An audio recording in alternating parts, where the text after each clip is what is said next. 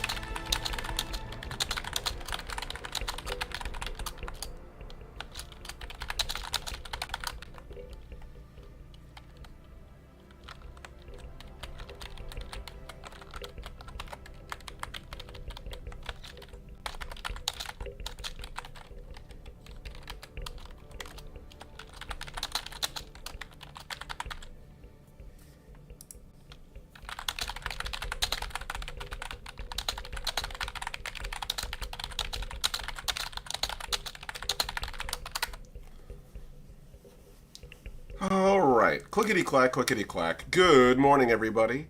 I'm the last Omnitect, your favorite robot American, and welcome to the first ever YouTube stream I've ever done. Yeah, it's kind of weird. I'm not gonna lie. It's not bad, not by any stretch of the imagination. And in reality, it's not that different from Twitch, except for the fact that this video will live forever. Ever. Yeah. For the first time ever, I'm actually streaming to posterity. Which means I feel like I shouldn't be so blithe or so goofy. That's a lie. I should definitely be goofy. But I should at least be more aware of what I'm committing in perpetuity to the internet. So, without further ado, I guess we'll just get on with it. Yeah. So, for those of you who are curious, first off, my name is The Last Omnitect, your favorite robot American.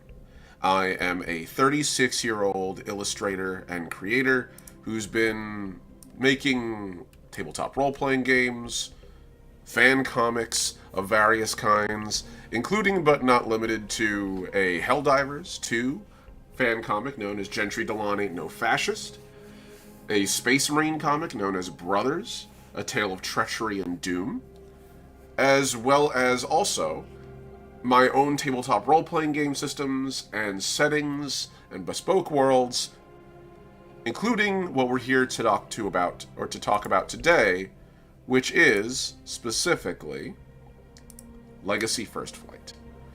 So, Legacy First Flight is an old friend of mine. I have been making this game for the longest time, and in truth, it's probably what got me started in a lot of what we would consider my modern tabletop role-playing stuff. Truly, it has been an age and a half since I got this really off the ground. So, let's talk about a couple of things, shall we? First off, hopefully my camera's working. Of course my camera's not working. There it is! Ha! Hey everybody. Good to have you all. So, my humble little abode. I don't really stand much on ceremony. When you live in a one-bedroom loft apartment, you kinda can't really afford to. But you'll be seeing my ugly mug more and more in the future. If you're from Twitch, you're already familiar with this. This isn't new. This is just a change of venue. I feel like we should address that very quickly. Why am I here instead of on Twitch? Yo, Yito! Good to see you, buddy. Hey, pleasure to have you on board. Welcome. Good to have you in the chat. So I've been agonizing the past few, let's be honest, months about the future of my broadcasting. One of the struggles I've had is that I've been broadcasting on Twitch since Titanfall 2 Since Titanfall 2 really got replaced by Apex, like in that little time beforehand. Which, anyone care to do a time check on me? That's, when did Apex Legends come out? I think Apex Legends release February, so 2019. I was going live a little bit before that, so I think about 2018 or so was when I started streaming, give or take. And I've been on Twitch that whole time, like from that point to literally just December. And I really haven't made much traction. I was basically getting a $50 to $200 paycheck in the mail every third, like, I'd say probably every third of the year to every quarter, which sounds like it's doing something, but that's really not much for what is 7 years almost of work. So part of me had to start thinking like, well, if I'm not making much money from it, what else am I making from it? And truth be told, I wasn't making much because Twitch deletes everything after a certain period of time. And I thought, oh, I'll start uploading my Twitches onto YouTube. And then I just thought, why don't I just cut the middleman out, right? Here we are.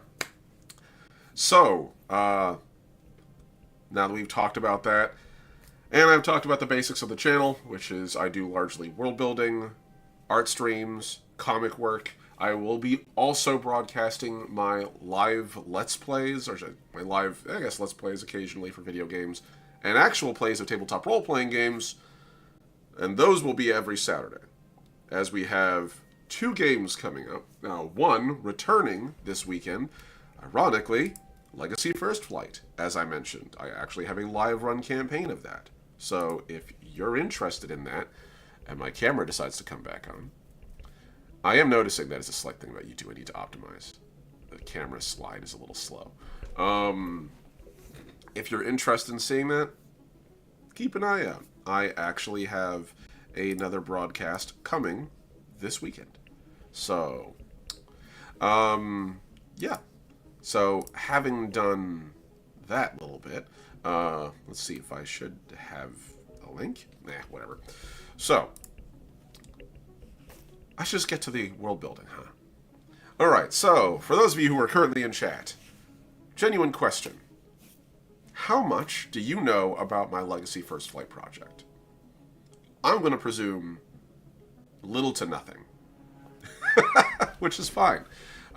Legacy First Flight is a project I have been working on for a while, but I don't talk very much about it in my spaces. Finally, in holidays, having a bunch of time on my hands. Let's go.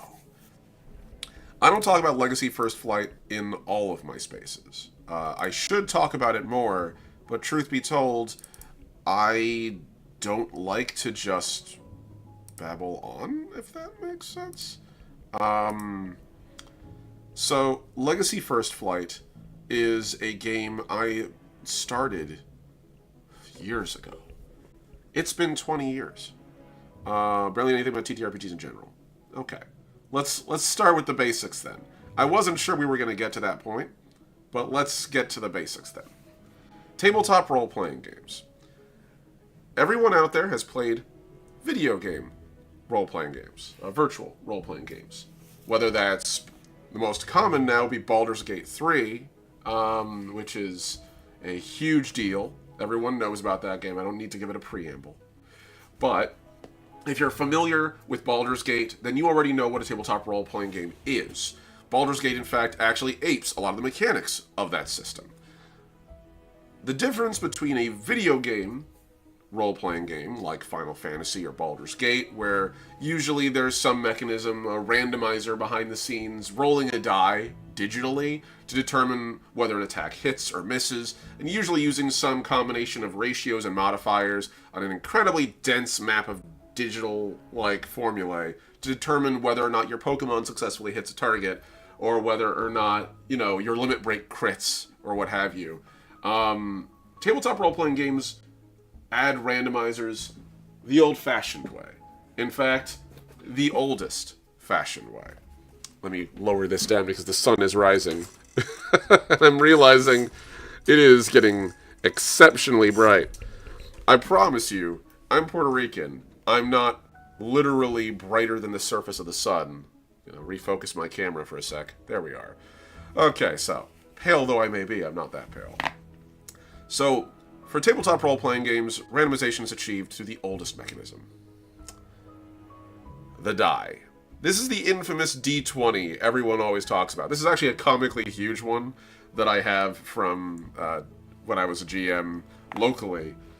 It helps to occasionally have a big die to throw on the table. So, where other games video games will usually use a computer algorithm or some kind of randomizing mechanism, we just simply roll dice. Simple as that. In this instance, I rolled a 10. So, you would usually use tables or some target number, TN, often used in tabletop role-playing game speak, to determine whether or not you have success or not at your task. It's pretty straightforward, actually, when you figure it out. And so, as a result, we sort of go from there. Everything boils down to a series of simple modifiers and basic values you can work off of. So that's the long and short of it. You want to hit someone in a game? In a video game, you would aim your crosshair and put it over their head and click. Or you would hit a button on your keyboard and you would see whether it works. In a tabletop role-playing game, you would make an attack by declaring it and rolling die. Now that is mechanically, but truthfully, what a role-playing game is telling a story together with your friends. That is what role-playing is at its deepest, truest core. And I think it's probably the most important part of role-playing, by a leap and a bound. One of the limitations that video games provide is that you have to follow the narrative presented to you. It's actually the reason why I don't like Baldur's Gate as a video game. It's not that I think it's a bad video game. It is a fantastic video game. But it is a video game that is aping a hobby I truly love. And I think it does a great job of it. But it creates what are referred to to us as pre-generated characters in the tabletop role-playing space. Pre-generated characters are basically someone already filled out a character sheet for you and presented it to you. Character sheets are the documents by which most role-playing games are run. It's more or less the thing that lets you keep track of stats. In fact, let's show you guys a character sheet. I've actually got one for Legacy.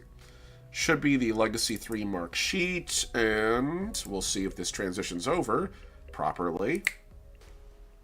Smooth as silk. So, oh, this is on the second page. I need to open the first page. Pardon me, everyone. I'm a mess. This is my first time on YouTube. So yeah, the basic gist of a character sheet is it's where you record all that data. So a pre-generated character is where someone fills it out for you. So as an example, the cast of BG3, pretty much all pre-made characters. Every single one of them was written, designed, created by a character designer, a narrative team, what have you. I do, in fact, have a drink, so one second. I'm not a machine. I actually do need to drink occasionally. So, when you are... I think this is going to work. Cool. That worked well enough. Sure, that'll do. Alright. Character sheet. So this is actually the character sheet for Legacy. This is one of my players in Legacy First Flight. Character's name is Becky Booker. But basically... Hydration, good, thank you. So, in BG3, characters are made for you. You technically have a character that you can create, that you can customize however you want, but at the end of the day, the bulk of the cast are all pre-generated. They're NPCs, effectively. And you can seize control of them directly or play as them directly, but when you do that, you are literally playing a character someone else wrote for you. One of the beautiful things about tabletop role-playing games is that you can create an entire character from the ground up. Alakazam, it's a pleasure to have you. Welcome aboard. Good to see you, homie. Everyone, please clap for my amazing friend Alakazam. Literally one of the most prolific creators in the tabletop role-playing space I've ever known, and it is a privilege that I can call him my friend. Good to see you, buddy. So, in this space, in tabletop role-playing games, one of the best features of it is that you can create a character completely from scratch. If you've ever wanted to tell a story or write a book or had a character in your head, and everyone does, let's get that clear right now. Every single one of you has had a character in your head. At some point, there is no possible way that you have gone your entire life and not at least thought about having your own original character. Everyone has that DeviantArt, Twitter first character, you know, oh, I watched Dragon Ball Z and I have an idea for a Super Saiyan in my head or something. I watched Gundam and I have a Gundam pilot. I watched Bleach and I have an Exorcist. Everyone has a character in here. Dude, Alec, you're awesome. You deserve it, 100%. Tabletop role-playing games provide you a mechanism by which you can take those characters that largely live in your imagination and occasionally sprint beside you on the car and leap over all the things when the car is moving at speed. We all do that too. The little invisible parkour friend around that. You can take that character and make them real. You provide mechanisms by which they can exist that aren't just pure pretend. So, as an example, I have an old character that I have played many times before. I'm going to actually go into a whole nother game for a second. We're going to, like, completely leave this section.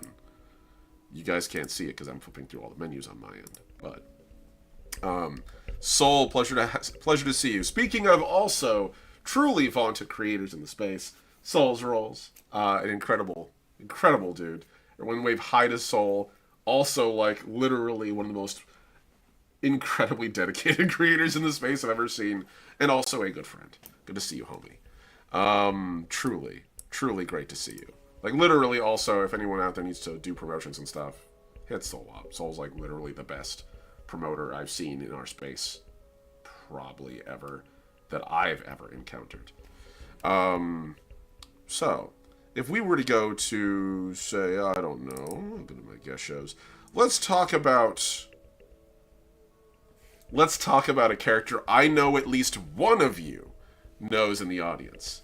At least one of you.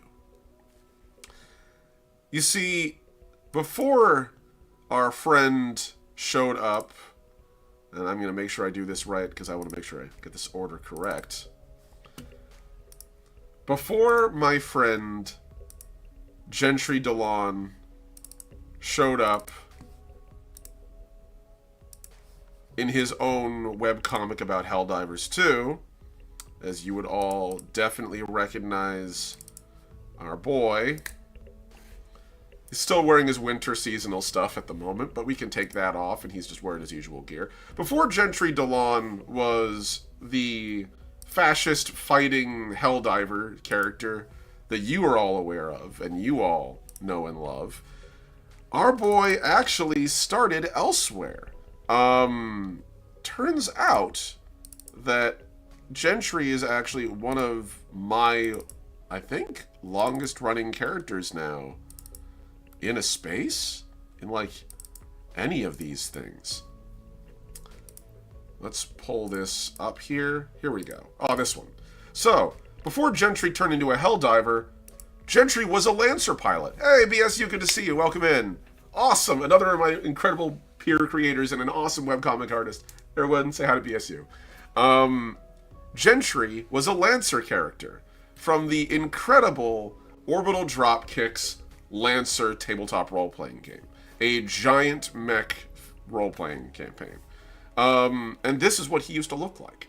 He had a character sheet all laid out for him, and he actually played an artillerist in a mech, which is partly why we went from Gentry being a Lancer pilot to an Exo pilot.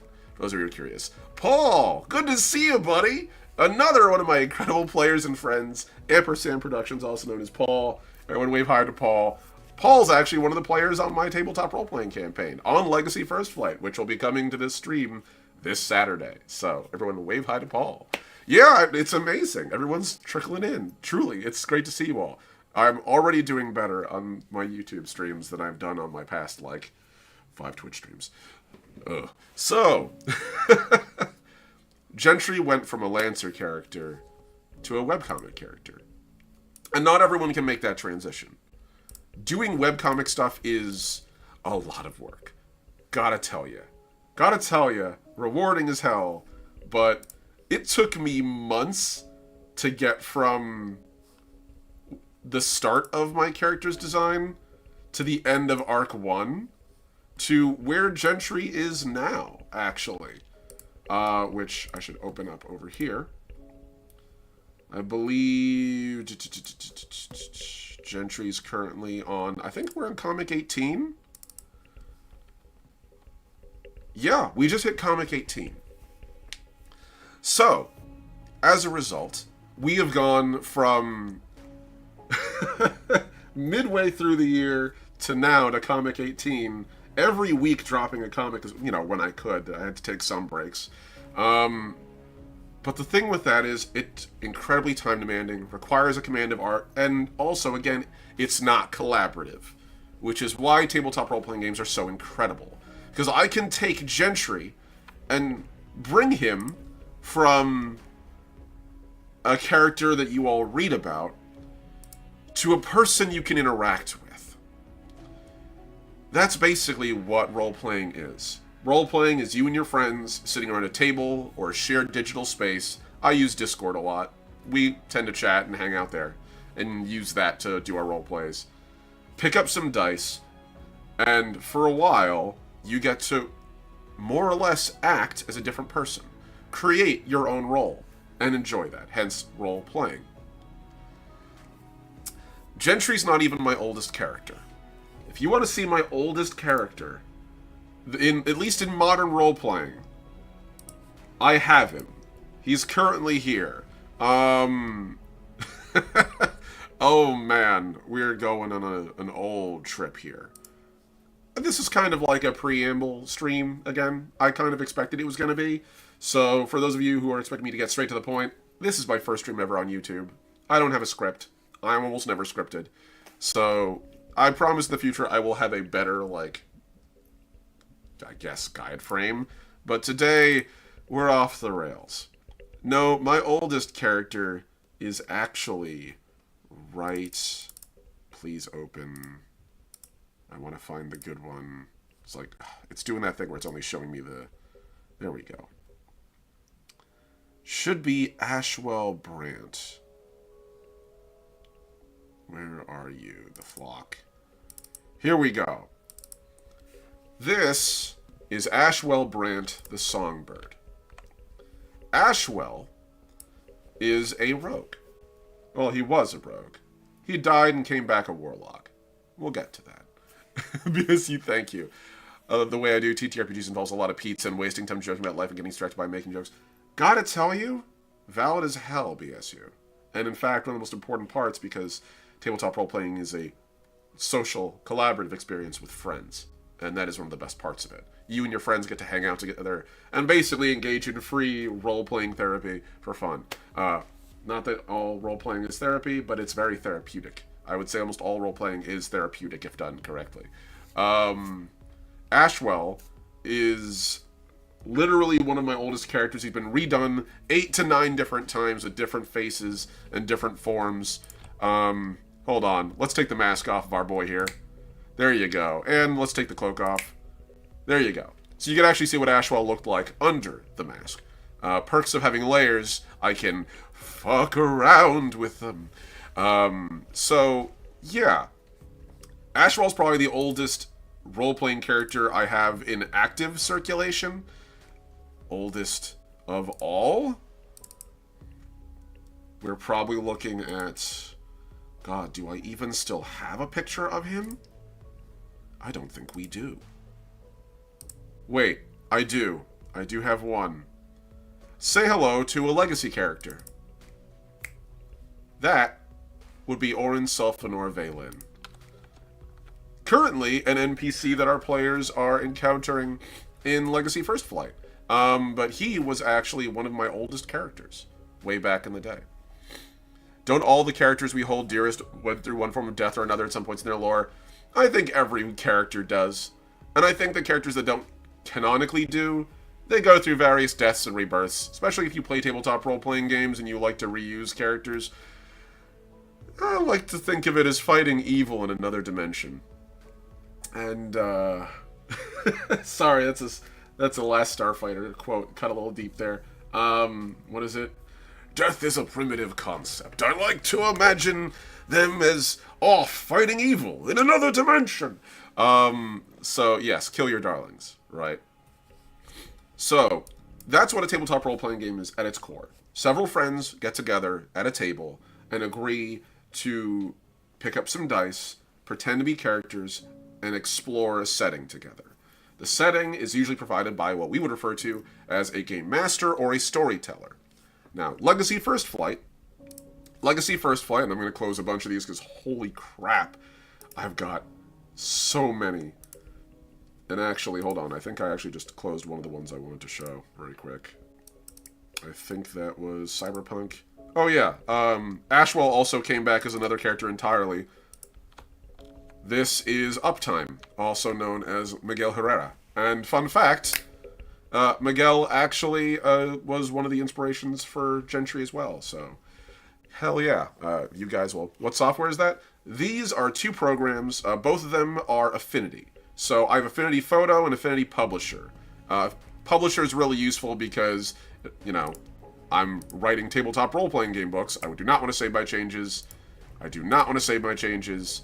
And I do not want to save my changes. There we go. We're back to our character sheet. And... gonna see if this works. Because this is kind of getting into weird places here. Let's see, Onward, book publishing. Should have the free demo packet in here somewhere. Here we go. Come on. Yes! We loaded. And I clearly need to work on reformatting a couple of things. So I actually do have a Legacy Storytelling the World Tomorrow demo book that I've been working on for a while. So yeah, I actually have been writing this.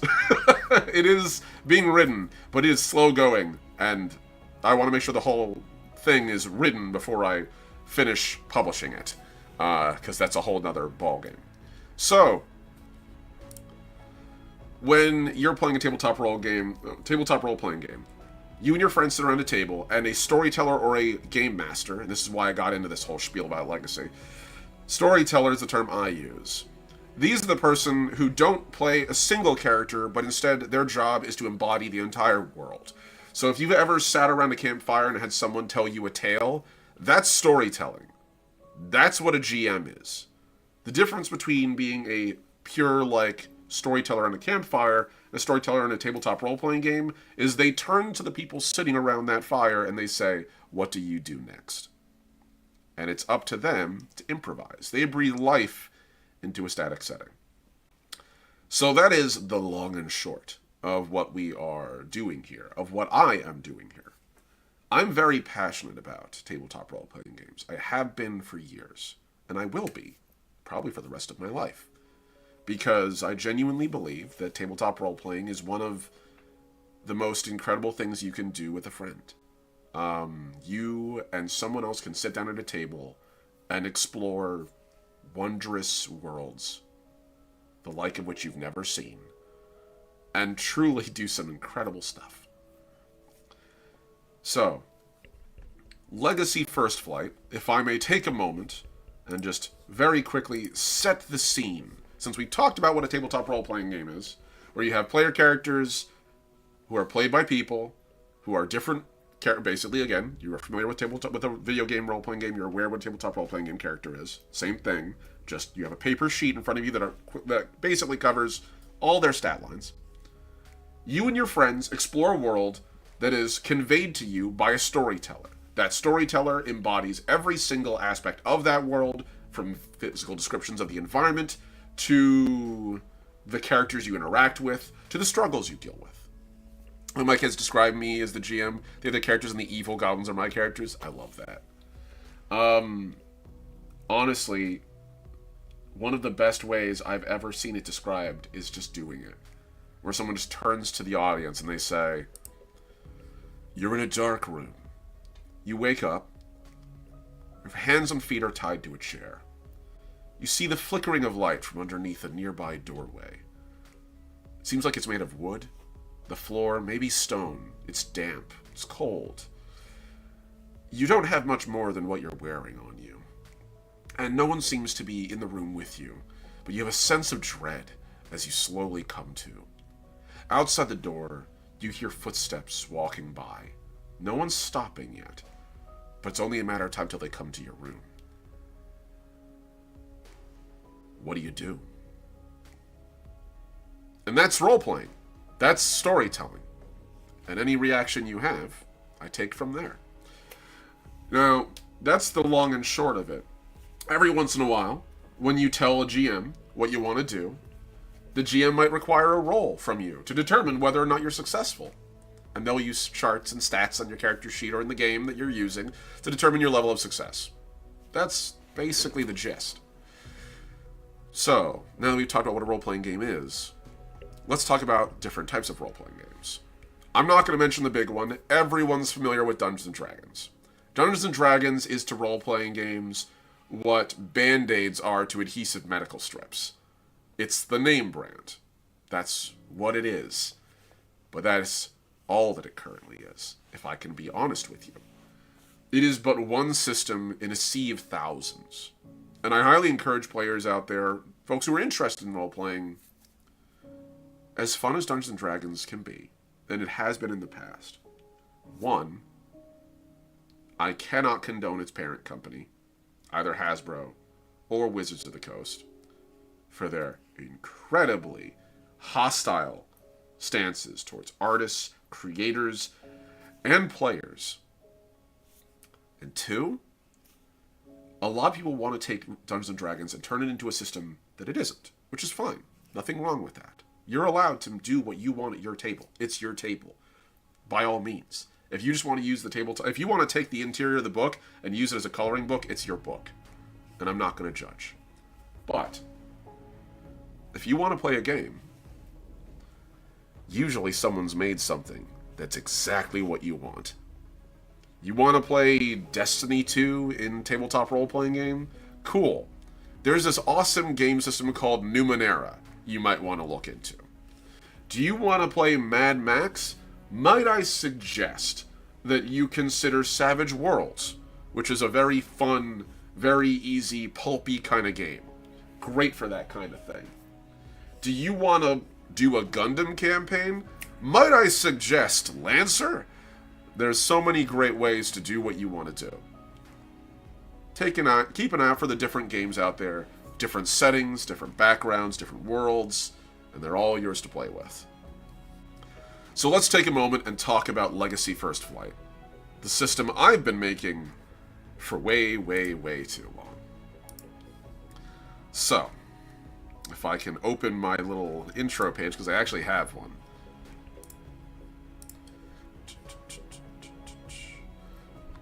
This and this.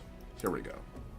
I actually have a big Google document, by the way. For those of you who are interested at any point in playing Legacy First Flight, I am actually working on an alpha pack right now, and a beta pack. My goal is to eventually have... There we go.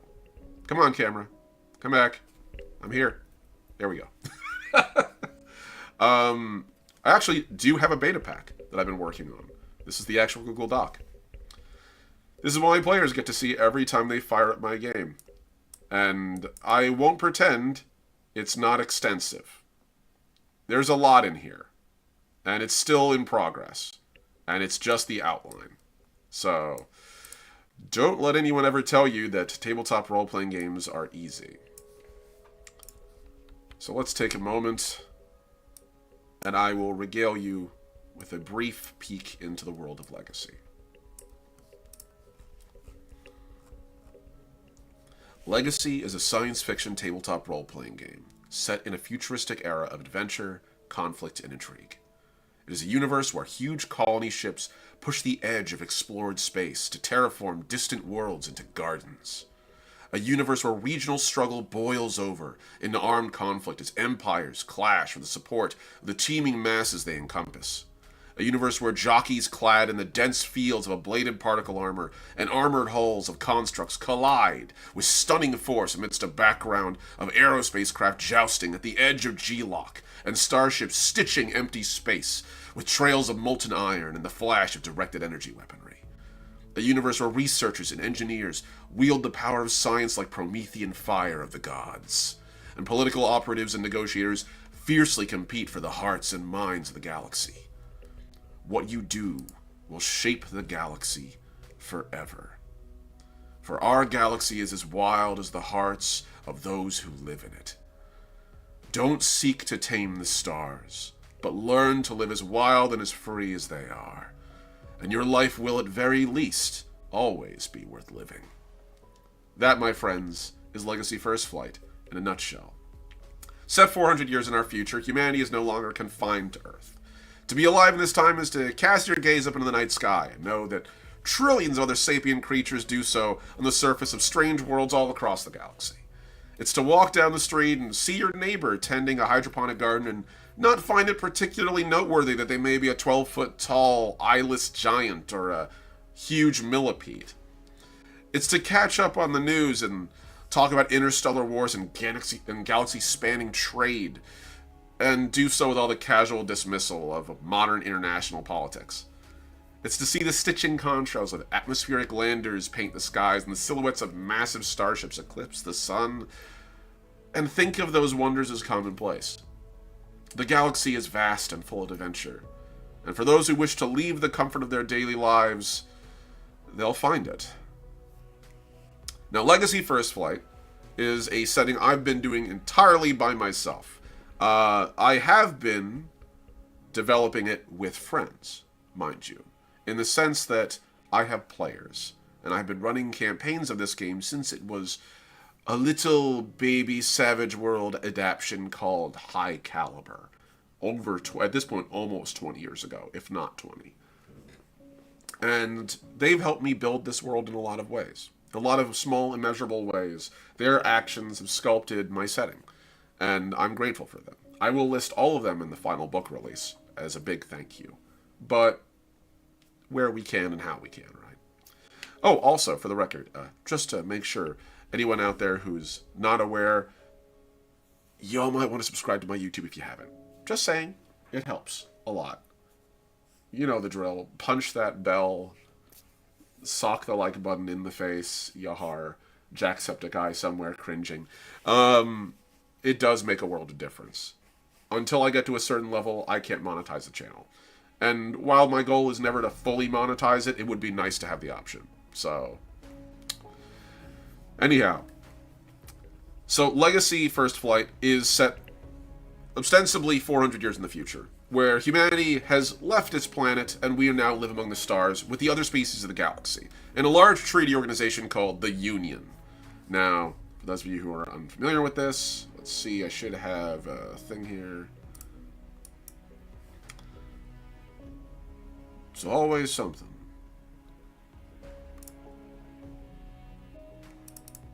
Come on.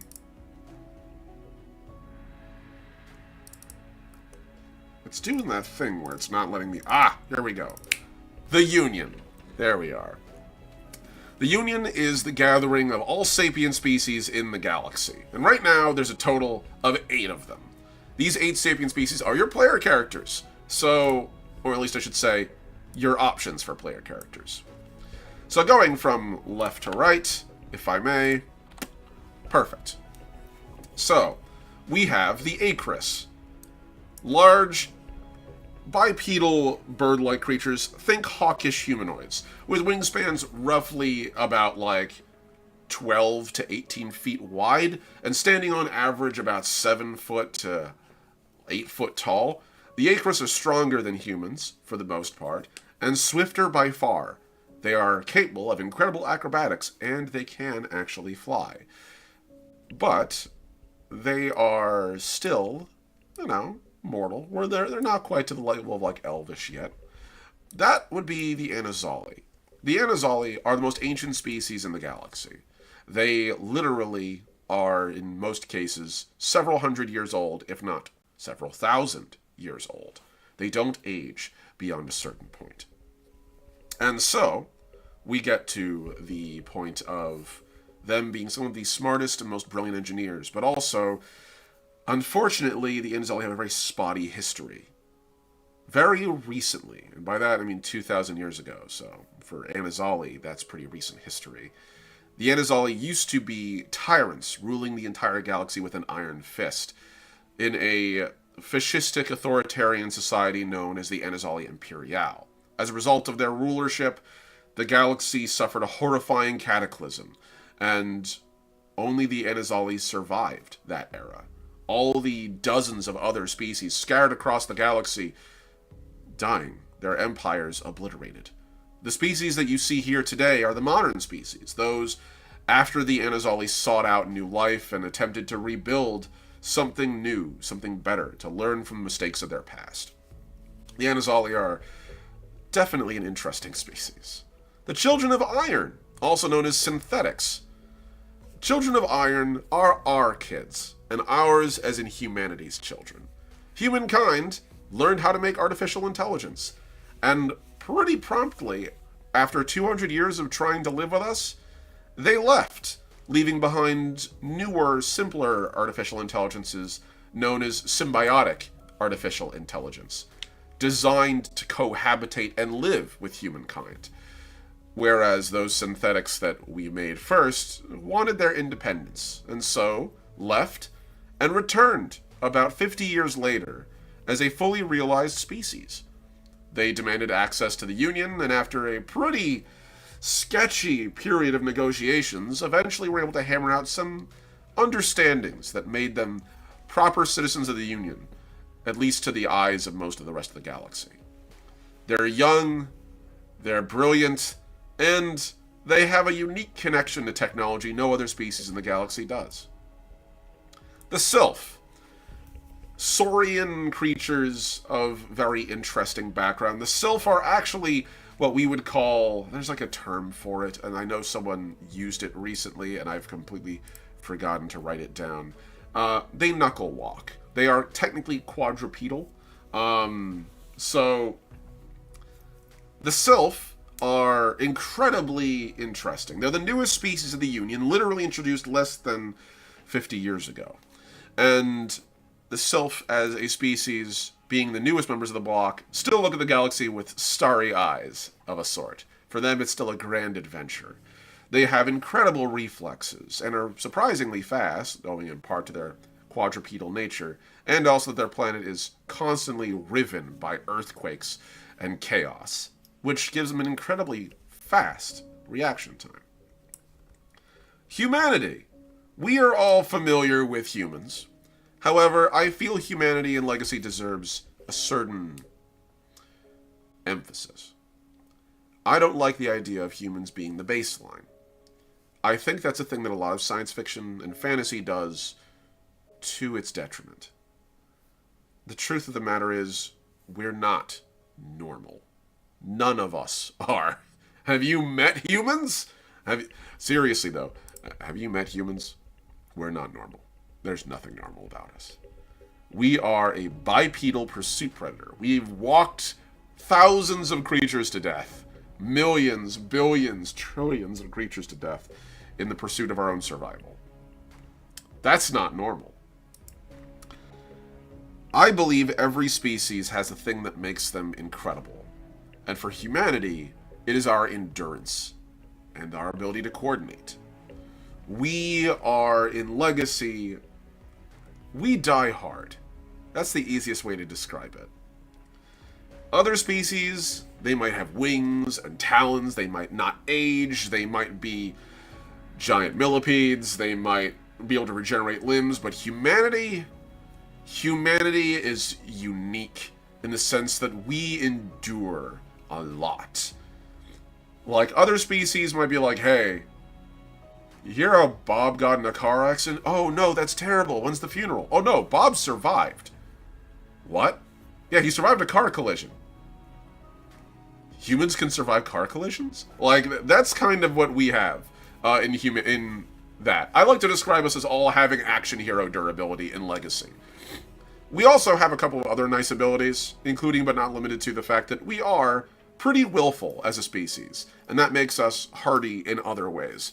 But that's our big claim to fame. If you want to know what humanity's big, power set is, it's that I can throw you onto the hood of a car. I can do something, basically professional wrestling durability, right? That's kind of the deal for humanity. We take hits. That's our big strength. And so I felt like that would be a good edge to give humankind. We are also still vastly diverse and unique. And every one of these species is as well. Just want to put a pin in that. We'll talk about that at the end.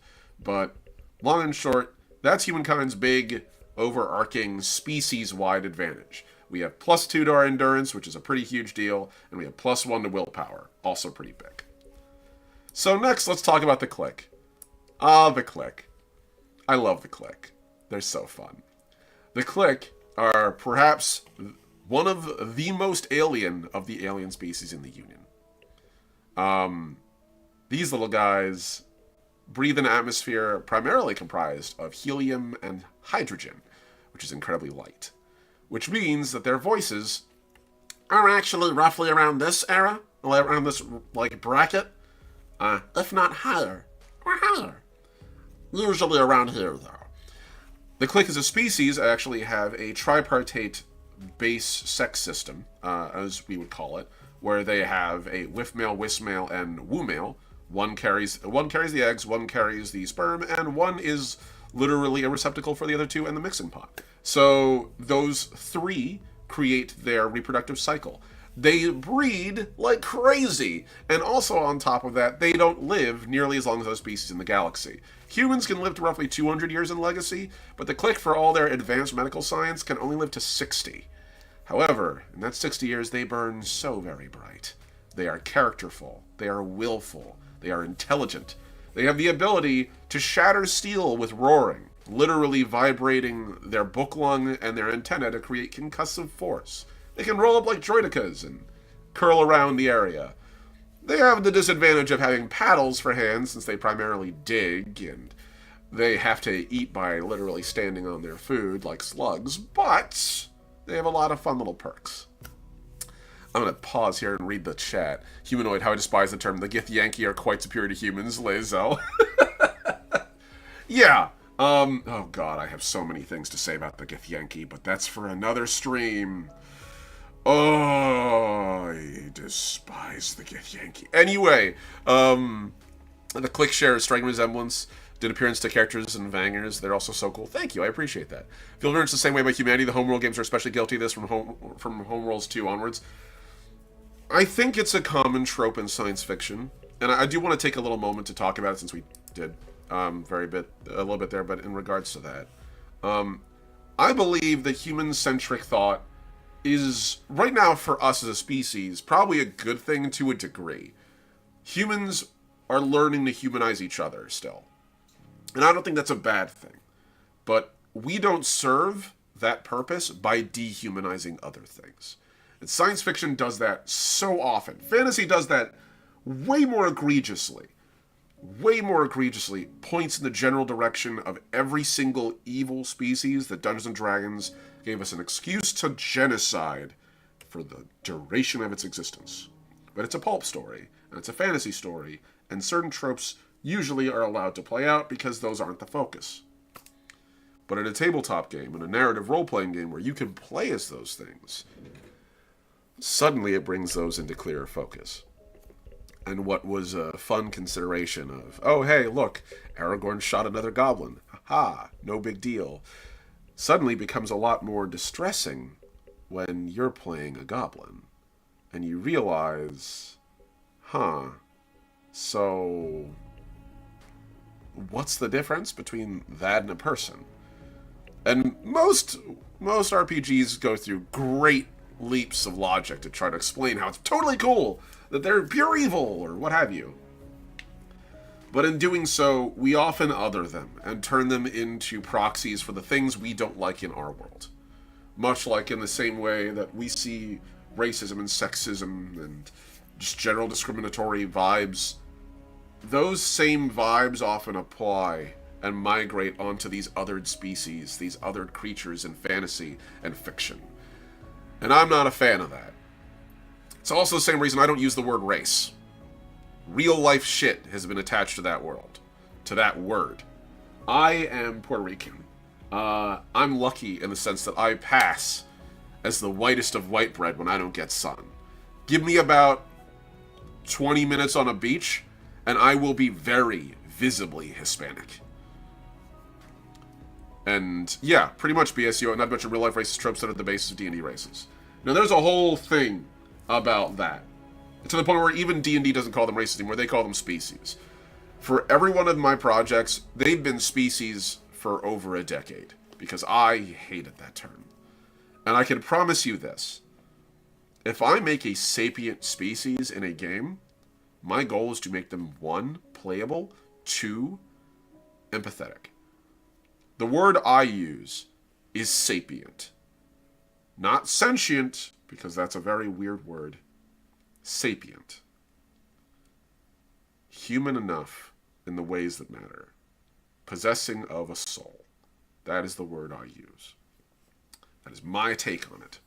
So, humans are not the baseline. They are not the thing in which all of the things are built.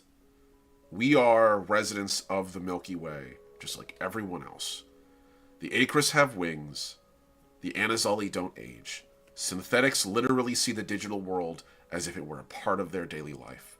Sylph can leap off of buildings and, in certain cases, literally almost see the future with their high reaction time.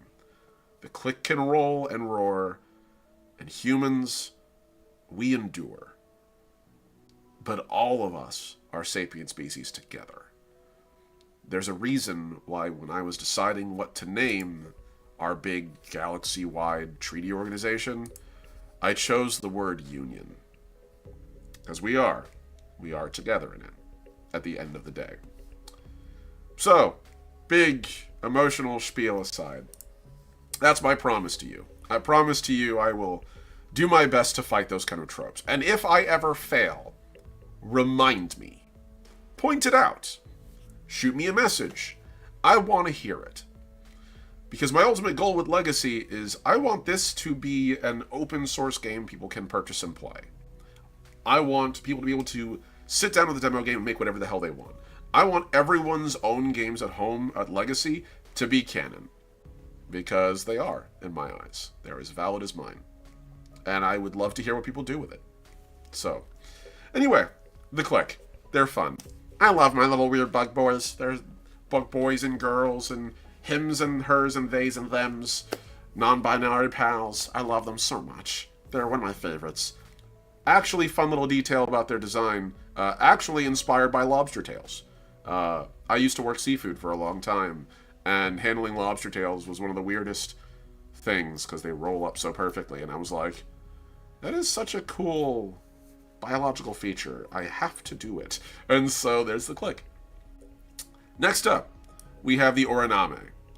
The Oraname, literal jellyfish people. The best way for me to describe them. Somewhere between a cephalopod and a jellyfish, roughly. They're an interesting species, and probably one of the oldest species, I think, as well. In terms of, like, the art that I've been drawing as of late. So, I think they're actually in... Hold on, book art? Do I have that? Is it in branding, or is it in some other part? I know I have a big picture of them somewhere here. We'll get to it and get to it. I know I have that picture. Ah! Found it! Speak of the devil, Oraname. Come on, load. There we go. Let's take that watermark off for a minute. So yes, the Oraname.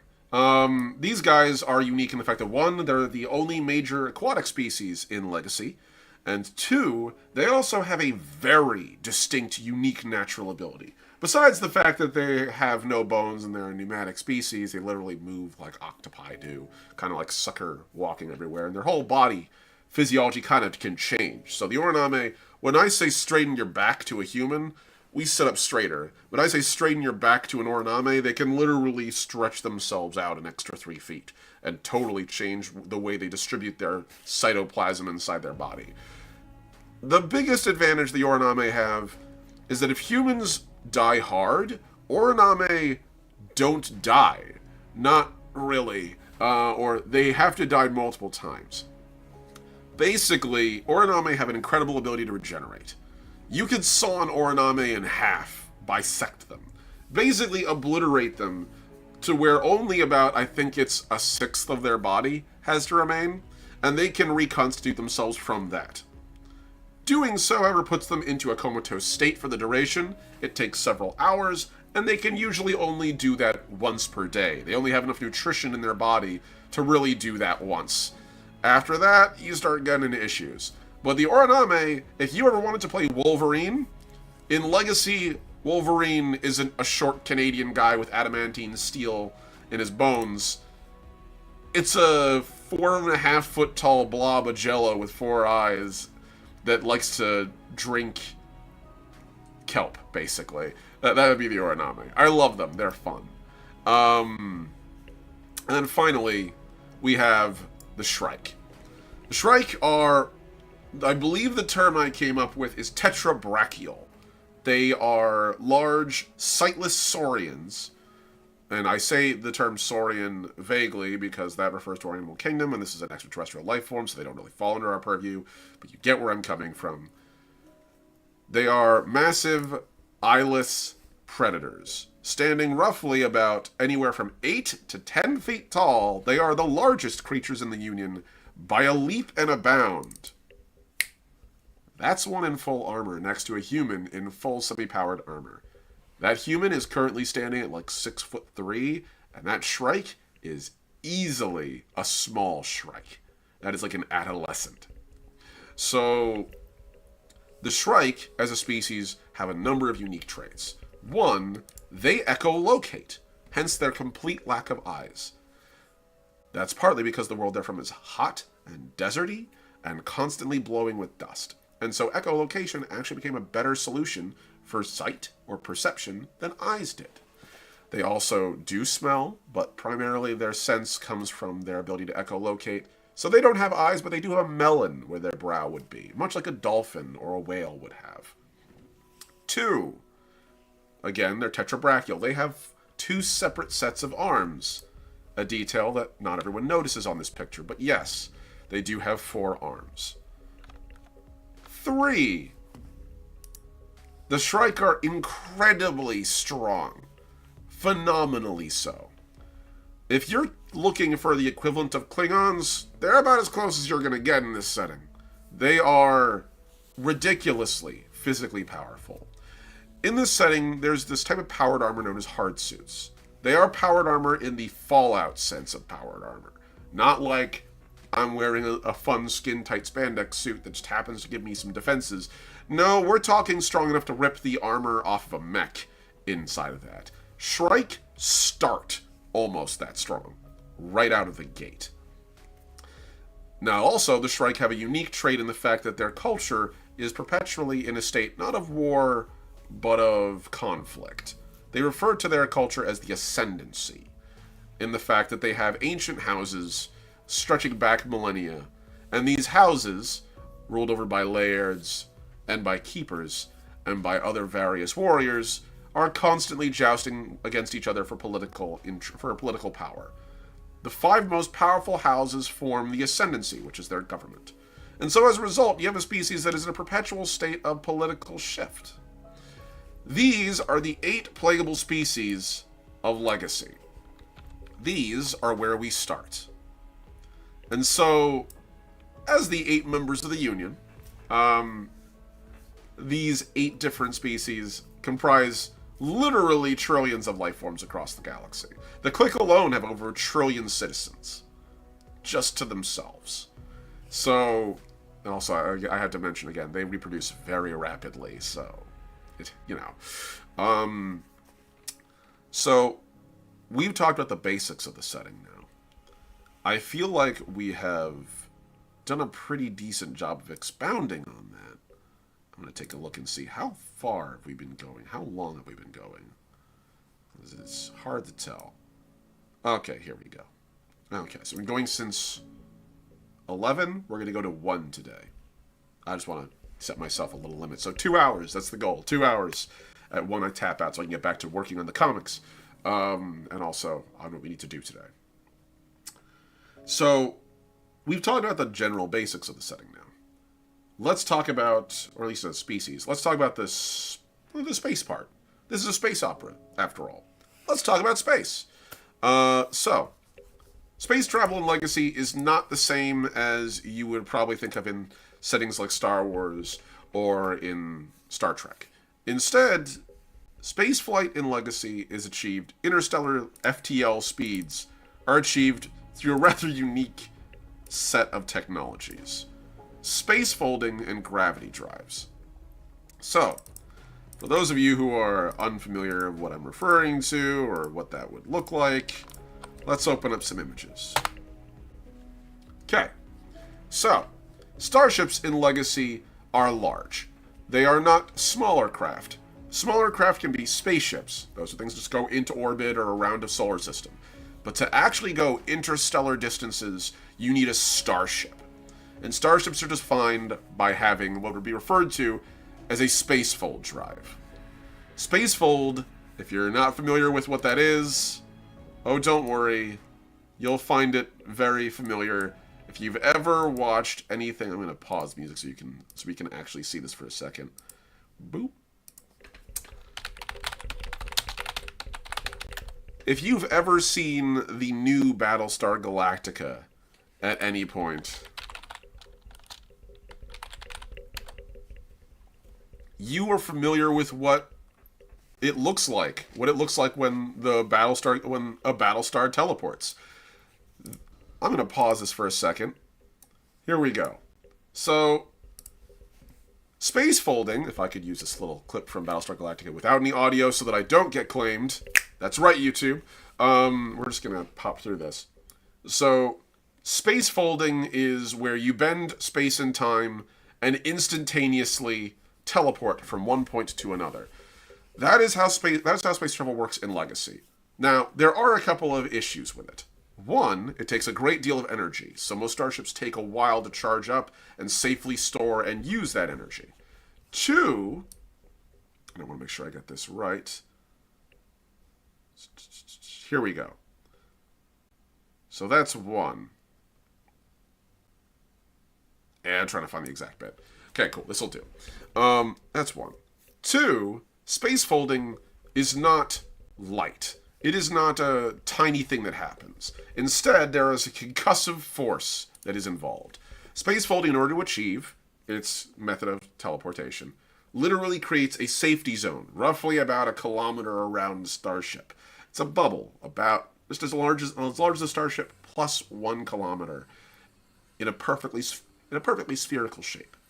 It then unstitches that point in space-time and shunts it to another, compressing it infinitely to fit in a single point, which leaves, when a spacefold happens, because this all happens out of space and time, when time restarts, because from our relative perspective this all happened outside of it, a gaping hole in space-time and a point of hypercompression. If anyone knows how density works, you would know vacuums fill and points of compression expand. So, where you leave, you create a horrifying singularity for a little period, just a very short period of time, where everything nearby gets concussively pulled in to the center point of where that void is until space-time restitches itself pretty much instantly, but the damage is done. And where you spacefold to, there is a concussive expansion of space-time, as space-time sort of stretches to fit the sudden burst of matter as it reasserts itself, which creates a concussive wave across space-time. Something that looks not entirely unlike this, where a little pop, but in atmosphere, that can cause a lot of damage. As a starship, space folding does a lot of mass displacement. And so here we go, space folding away, roughly about the same. You will get actual concussive force out of that. So that is basically how space folding works. In order to do that, you need to be at least a kilometer away, but there's so much force being unleashed that most spaceships don't spacefold anywhere near planets or other starships, unless they're at war, and even then, you gotta be careful about that. So, all space travel in the galaxy, no matter how far you go, not even the galaxy, beyond it, you want to go to another galaxy, same amount of time. It's literally 3 days to go anywhere you want. A day and a half to fly out to a safe point, instantly spacefold to a point a day and a half out from where you're going, so that you don't accidentally bump into somebody. So that's how space folding works, that's how starships work. This whole process requires a drive that's very, very powerful and very large. So even the smallest of craft, like this one here, which is barely over half a kilometer, this has a spacefold drive. This is about as small as you're going to see a starship in Legacy. They are pretty big as a baseline. But space travel is actually quite common in Legacy. Like, phenomenally so. To the point where it's not uncommon to see massive superstructures and orbitals hovering in space. This is the heart of the Union, a massive Dyson ring known as the Mantle. And this is a proper Dyson ring, existing at 1 astronomical unit. Not Halo, bigger. Basically the entire orbital path of Earth, more or less. This isn't where Earth is, this is another star, but it gives you the idea, roughly. This is a very large exception to the scale of Legacy. This is not a common thing. There's only 1 Dyson ring in the galaxy. It took that many resources to make. So, space travel is very vast and very commonplace.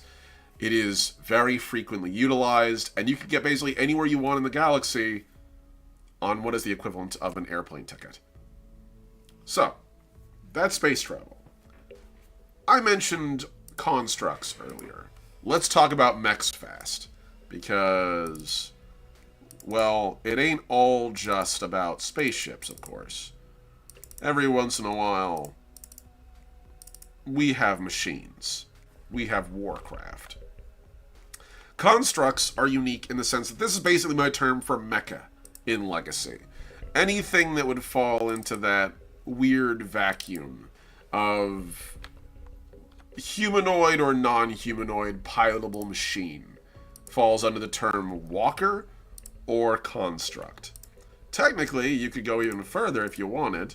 Not only do walkers exist in many different forms and shapes depending on your creator, your machinist, but they even have subdivisions. What you see here is what we'd call a traditional walker. If we wanted to go into the more extreme levels of technology, we would talk about avatars. Avatars are a whole nother scale of lethality. Avatars are basically read as Gundam. Designed around a single pilot's physiology and neurological patterns, a pilot gets into an avatar, falls asleep, and their conscious mind becomes commander of the vehicle. So as a result, you fall asleep in a metal body, you wake up as a metal god. These are the pinnacle of mecha tech, as we would call it. And so, yeah, those are the two, brands of walkers. On the one hand, you have these insanely high-performance, super lethal machines, literally terrifyingly advanced, and piloted as if they are your own skin. Versus your more traditional, get inside the mech and grab the control stick style mechs that we would have as in terms of walkers. So, these are piloted by jockeys. Jockeys run the ramp, usually start as industrial pilots, but some are trained right out the rip as military pilots.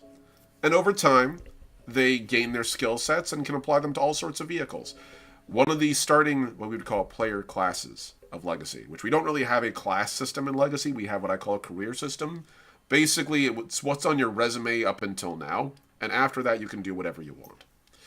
So, that system, one of the starting careers is jockey, where you get to be either you can basically pilot a mech, and also a lot of those same skill sets also translate over to piloting aerospace craft.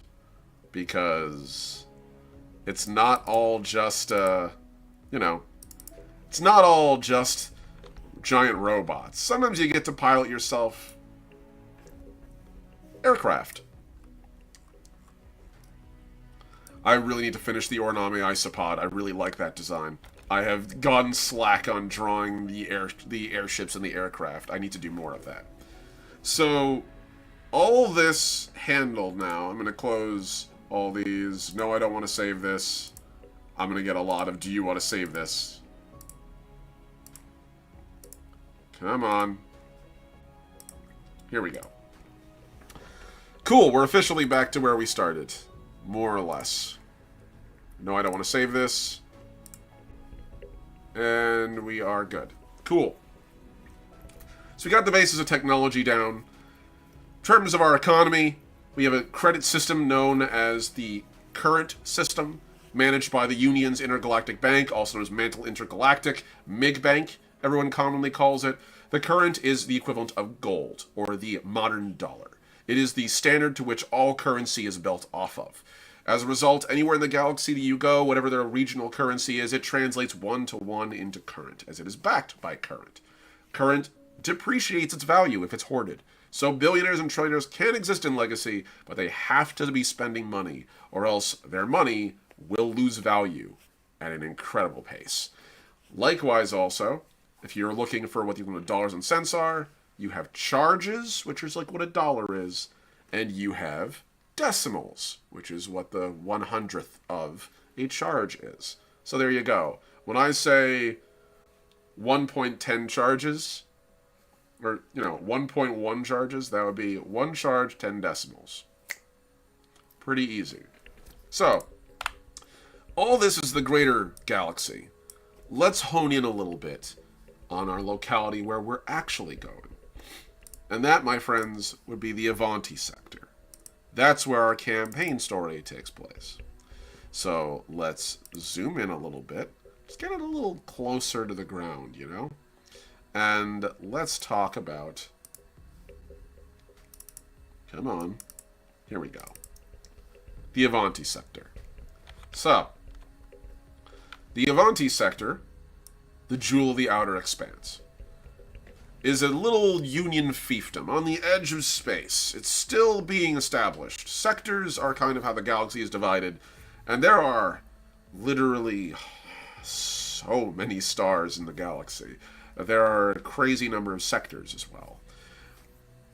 Let's see, this is the first time anyone's ever just talked about TTRPGs to me like this. This setting you made is extremely engaging to hear about, and I'm honestly invested in this more than I would admit. Yes! Hell yeah! That's all I want to hear! Let's go! And you too can play in it one day when I finally get around to releasing the alpha build, the beta build, hopefully sometime this year. I'm not making any promises. I've learned that every time I make promises, I disappoint myself. So I'm going to commit to trying to get it done as soon as I can, getting it in everyone's hands so they can play. But you can at very least follow our campaign because we play live on stream. So if you're interested in us joining me and Paul and a number of other amazing friends of mine as we broadcast our game live to everyone else, feel free to join us. Hang out, chat, engage. We're watching the chat even if we're not able to talk all the time. So, but I'm super excited for that. That's actually this Saturday. I'm really excited for this Saturday. I'm not going to lie. I'm really hyped. Really hyped about that. In fact, actually, here, I'm going to post this just in the chat. That, let's see, that would be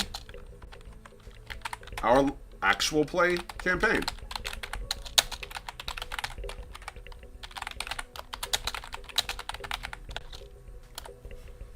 So that way everyone who wants to find it, you can find it right there. So, the Avanti sector. Let's get back to it. Treating your campaign setting like a feral beast because I don't have any ways to express how much I like something. Thank you. I appreciate that so much. So, let's talk about the Avanti sector for a minute. Did this do everything but open what I wanted? Yes, it did. Cool. That's perfectly fine. I'm totally okay with this. Alright. So, we're going to zoom out a little bit.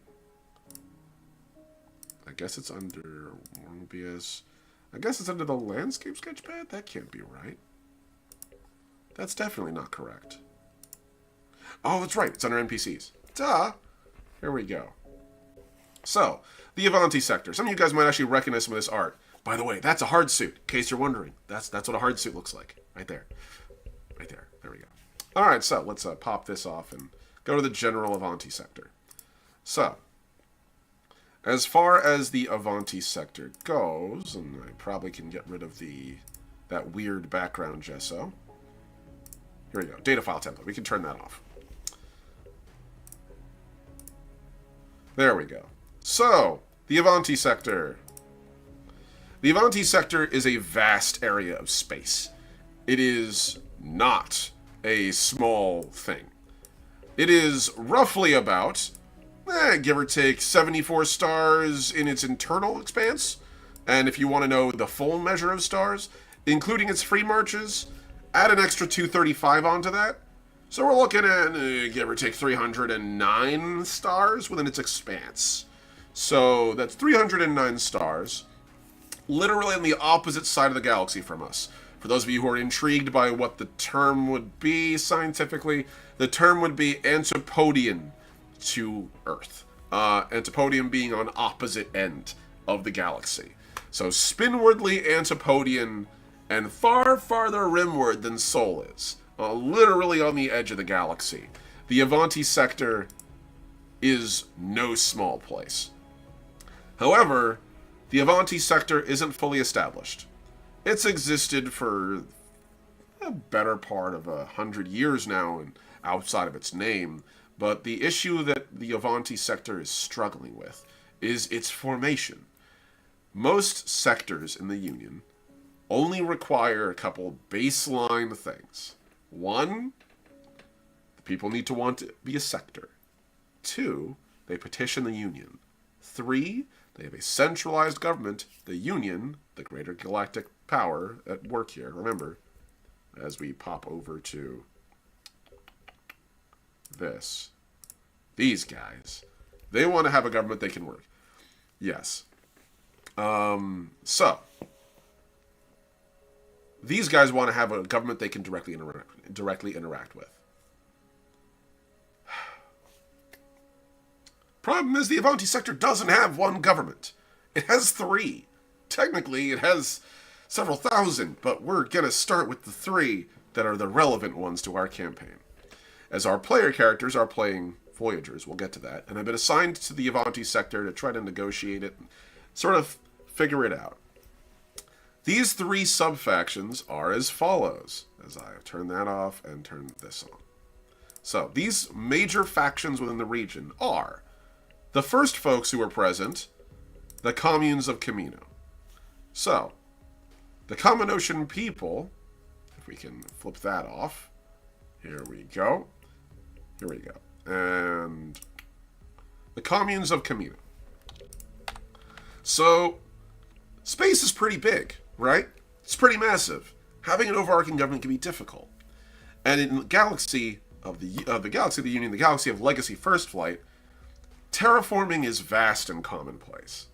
There's an entire branch of the Union's government known as the Frontier Corporation, and their whole purpose, in fact, the underlying point of the Union, is to ensure that as worlds are terraformed and worlds are assessed, that species in the Union have them allotted to them based on need, requirement, and request, and a legal framework that prevents it from being a constant scramble for new worlds. That's the underlying purpose of the Union. Terraforming starts with a small craft that usually will pass by a world and study it. These small ships, usually going out well in advance of any other major fleets. These craft are important. In fact, dare I say, they're probably the most pivotal thing that happens in Legacy. That's probably accurate. So if I can actually get this open, where are you? I do not know why it is missing. That is so weird. Here we go. It's probably somewhere in here. Here we go. URC Wanderlust. Let's actually go to, like, the base art, shall we? Just so we can... Here we go. So, this is a perfect example of one of these survey ships. These survey ships will travel across the galaxy and look for new worlds to explore, to terraform, and once they decide if a world is good to terraform, the Frontier Corporation will send a colony ship to terraform the thing. This process literally takes the better part of a decade in order to take a world that can be a barren, irradiated rock, or a world just ready for life, just doesn't have anything on it, and build it up. Using a combination of gravity anchors, advanced terraforming technologies, and very powerful orbital matter printers. Literally, these things can drag comets out of orbit to collide with a world, can purify atmospheres, build structures out of nearly nothing, or rather, local processed matters. To terraform a world usually will consume an entire moon or an asteroid somewhere in a solar system. But it's very common. And the first settlers that arrive on that same colony ship, those first colonists, the bulk of them are all frozen in cryo. Only anywhere from like 5 to 20 to maybe 100 will wake up in the earliest stages of terraforming, where a world will look as hostile as Venus or Mercury or Pluto in its early stages, or Mars. And as time goes on, they'll thaw out more people, they'll expand beyond these small encampments studying these worlds, ensuring terraforming is going well on a grand scale, to more finite study and ensuring that local natural biomes are growing properly. Is the web of life establishing well? Is the water pure? Is the atmosphere turning properly? Are we getting good weather patterns? Is our orbital pattern stable? Why am I getting into all this? For one simple reason. Because this means you start with a bunch of smaller communities. Does each same species have different needs for their environment? Yes, they do! And in fact, it is one of the most important details of the Union. Because every species needs something different. The Sylph come from a world that's largely arboreal. For the most part, they live in temperate, I should say not temperate, they're tropical. They live in mostly tropical biomes. They live in largely the rainforested areas around the belt of their planet. Whereas the Acris live on a world not entirely unlike ours, but with a slightly lower gravity and a slightly lighter atmosphere. Actually, technically, a slightly heavier atmosphere composition than ours is. Whereas the Click, they're actually subterranean. The world they live on, they don't even live on the surface. It's so hostile to their life that they adapted to evolve under the ground. Basically, they took the method of the earthworm and just said, fuck it, I want to live underground as a species.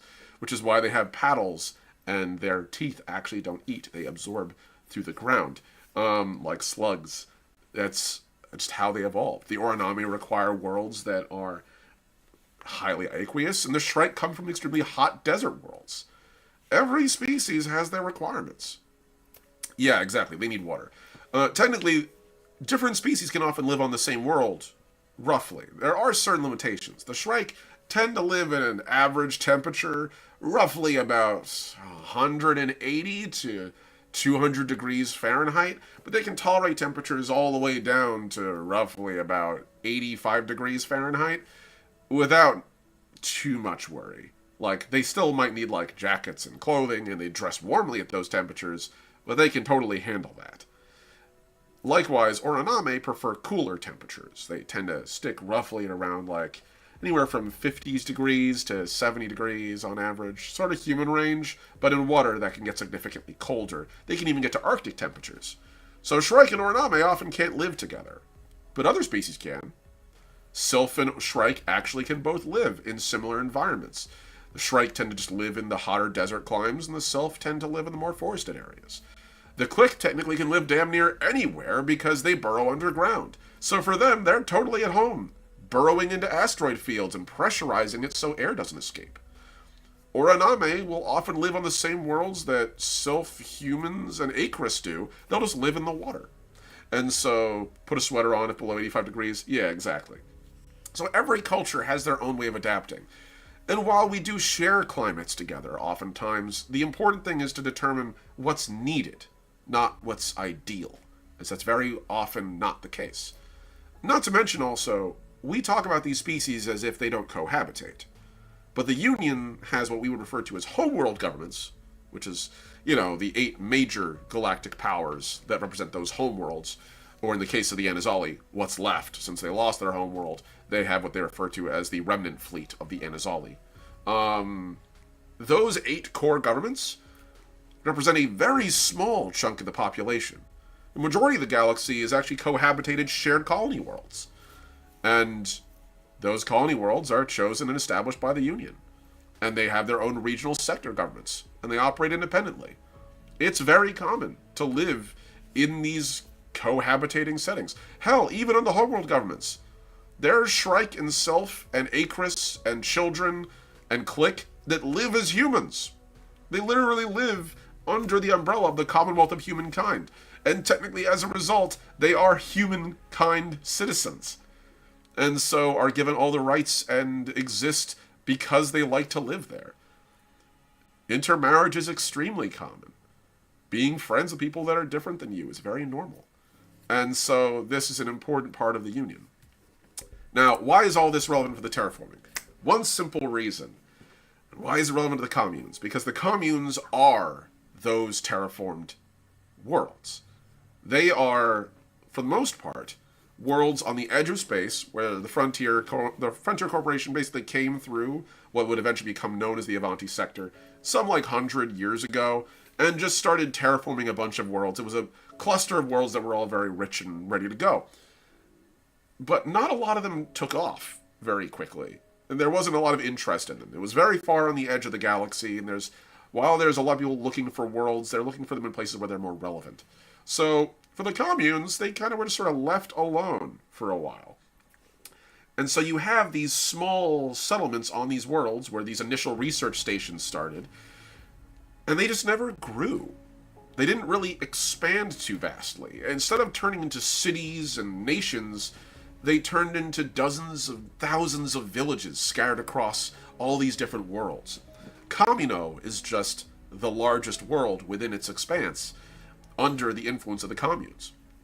And so each of these settlements eventually decided that they didn't want an overarching government. Instead, they decided that they would exist and cohabitate in what we would probably generously call an anarcho-communist state. Each settlement operates independently, maintains its own power, its own influence, and as a greater community, they use a combination of mutual aid and localized diplomacy to get things done. So, as an end result, the communes are a very independent people. They are not all one umbrella. They are instead thousands of smaller neighborhoods working together, millions, with a population billions strong, scattered across thousands of worlds without much real overarching law. All they need to be a commune, all you need to be a commune, is to have a settlement, just basically establish yourself and be relatively self-reliant, and to elect a speaker. And once you elect a speaker, that speaker goes to the communes and speaks on your behalf in a larger chamber. That chamber, in Kamino, is actually just a large speaking area. The best example I can give for it is, honestly, a lot of social movements we probably see nowadays.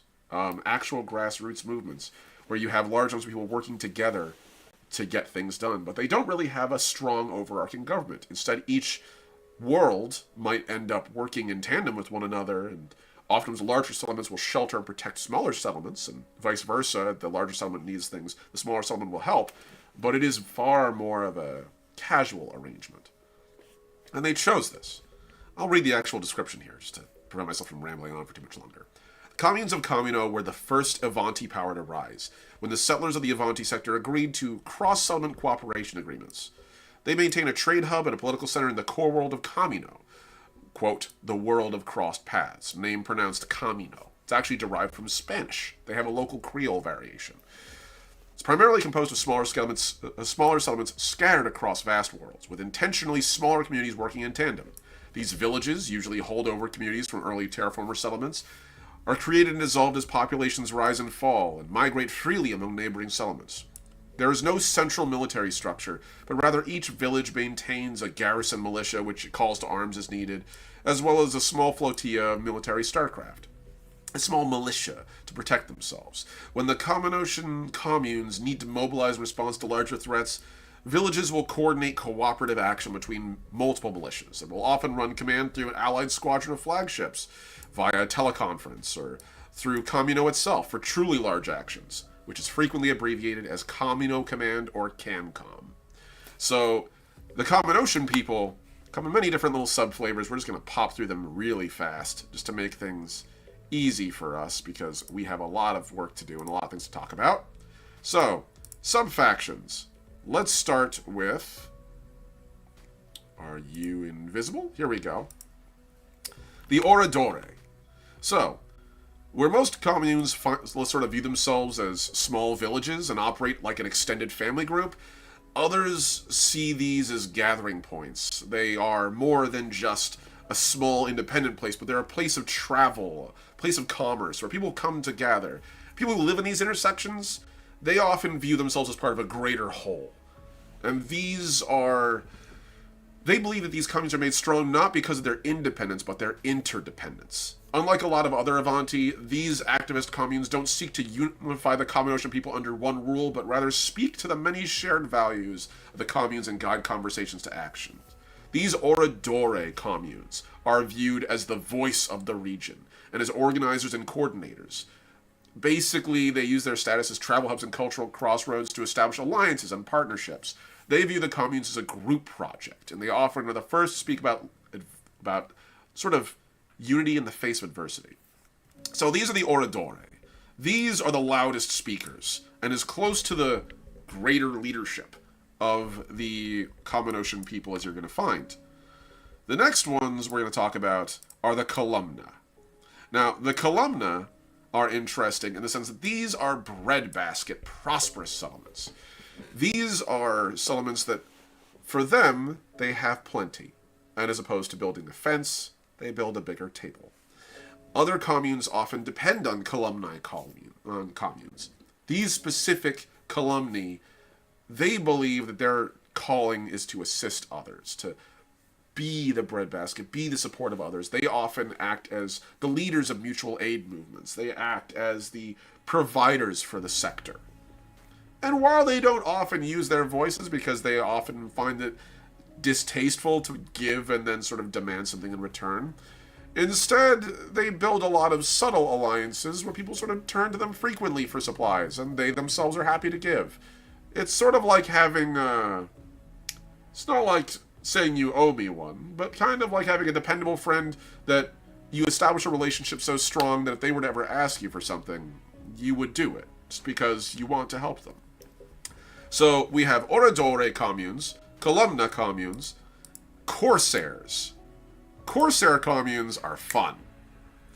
Remember the way I said that for the most part the Common Ocean people don't really have a standing military?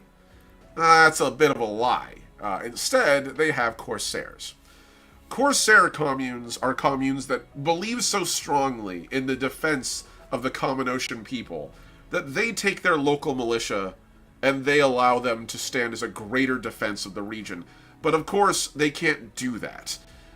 There is no real standing military or government, per se, of the Common Ocean people to do that with. So instead, what they do is they take their militia, and they'll often give them what they call they call it the strike, basically. And they will have those communes, those members of those communes, their militias will strike their colors on their ships ceremonially and become pirates. But these pirates are really more like freebooters or privateers in service of the Common Ocean people. They go around providing regional security and they harry the commune's rivals, plunder commerce from outside of their territory, and from those who would try to prey on the Common Ocean people. Basically, they act like a bunch of Robin Hoods and Errol Flynns.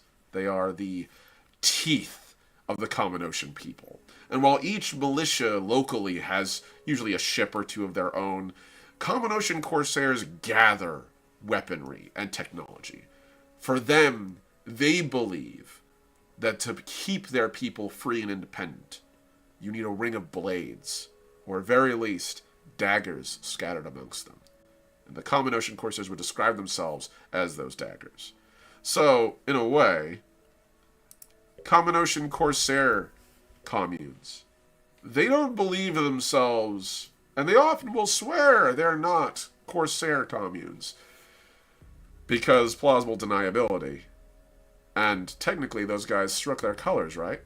So it's not our problem that they're in your territory raiding you or shooting your ships as they come through our airspace, right? So those are the Corsair colonies. And finally, we have the Desperandi. The Desperandi are the last four of the Common Ocean people, or at least the last of the major categories. These are all very vague terms applied to very unique individual settlements. And oftentimes, settlements, as time goes on, might identify as one of these four, if they get large enough and influential enough, and oftentimes for them it's a political alignment kind of thing. The Desperandi, however, are on the other side of the coin from the other three, where Corsairs and Columna and Oradore all believe in the greater Common Ocean people in some way, shape, or form and invest in that. The Desperandi view themselves as exceptions to that. They want to be left alone.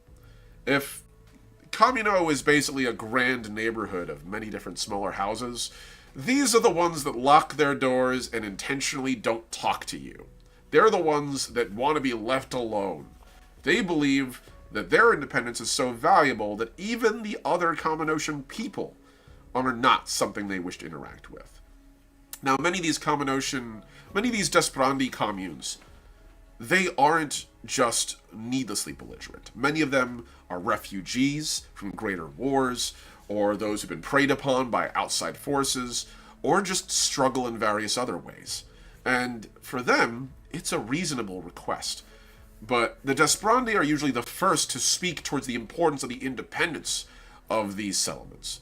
And in fact, Desperandi speakers are perhaps the biggest reason why the Common Ocean people haven't naturally over time migrated towards a more formalized government structure. They're the ones that, at least for them, believe that the anarchist principles that govern them are most pivotal. So these are the Common Ocean people, a proud, independent, and actually prosperous civilization, but one that rejects the greater galaxy as a whole and wants to exist locally, holistically, within the sector. Let's talk about our next folks. The Joint Syndicate Authority. So the Joint Syndicate Authority, these guys are a totally different beast. You already saw a couple of their figures before. The Joint Syndicate Authority is a larger enterprise. That's probably the nicest way to describe it. Technically, they were once a Common Ocean commune back in the day. Way back in the day. But nowadays, not so much.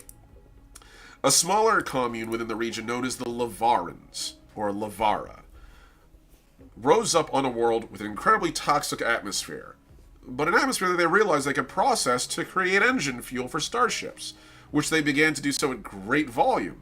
In order to sell it, they started making inroads with corporations outside of the sector, which became very profitable, but they realized very quickly that this sector had a lot of untapped economic potential. And for them, they swiftly came to the understanding that that fuel, while very important for their survival, and in fact, the terraforming process has completed and their world now has breathable air and is quite prosperous from selling all that toxic, horrifying rocket fuel in their atmosphere. They realized their biggest selling point wasn't the fuel. It was being a gateway for corporations into the largely untapped region of Common Ocean space. And so, they formed the Lavara Collective, which, in combination with about 7 other separate corporations, created what we now recognize as the Joint Syndicate Authority. So the Joint Syndicate Authority is technically a regional partnership for foreign corporate interests to explore the resources of the Avanti sector. This eventually led to them getting their asses kicked out of the communes, as this is kind of like if you live in a neighborhood and one of your neighbors discovers that there's oil under their house, and they install, without asking the HOA or any of their neighbors, an oil rig in their backyard. And they start making money hand over fist. Your neighbors ain't going to be happy about that. And the Common Ocean people began to become very wary of how quickly the Lavarans began to become enamored with outside political influence. And so, we go from the Avanti sector and the Common Ocean people, who are largely a quiet project, people trying to lift themselves out of poverty, to the Joint Syndicate Authority, which shining corporate towers, massive structures of edifices of business and government. These are the towers that the Joint Syndicate Authority represent. They're a corporate liaison and a joint security venture between various businesses that operate under its auspices in the Avanti sector. Each JSA company appoints representatives to a supervisory board that oversees and votes on the distribution of resources, including material, territory, and personnel. They intentionally keep a loose hand on individual corporations and on their operations, only intervening if those operations would pose a greater risk to the overall whole of their operations. Now, in order to do so, they collect a small amount of a percentage of their profits off the top of anything that the businesses do. And they use that to create a shared legal space. It's technically a non-governmental body, but it often behaves like one, writing and enforcing directives and guidelines across the territory through force of arms and finance, not unlike law. But it's a matter of corporate policy. And as a contingency against future threats and contractual breaches, they maintain their own military structure and a membership fee. Which, if you violate that base agreement, then that armada of warships that you paid for can very quickly become a thing that ensures you don't operate in the region. After all business that operates, at least externally from outside the sector, into the sector, goes to the JSA. they have cornered that market quite effectively. Anyone who tries to come in outside of that, well, they legally can. They are very quickly run out of town by a much more powerful local monopoly. So, the JSA, for all of that, at the end of the day, represents an existential threat to the Common Ocean people. Because the Common Ocean people have no government to rein in the JSA, and the JSA doesn't recognize the individual governments of the local communes as relevant enough to engage with on a larger scale.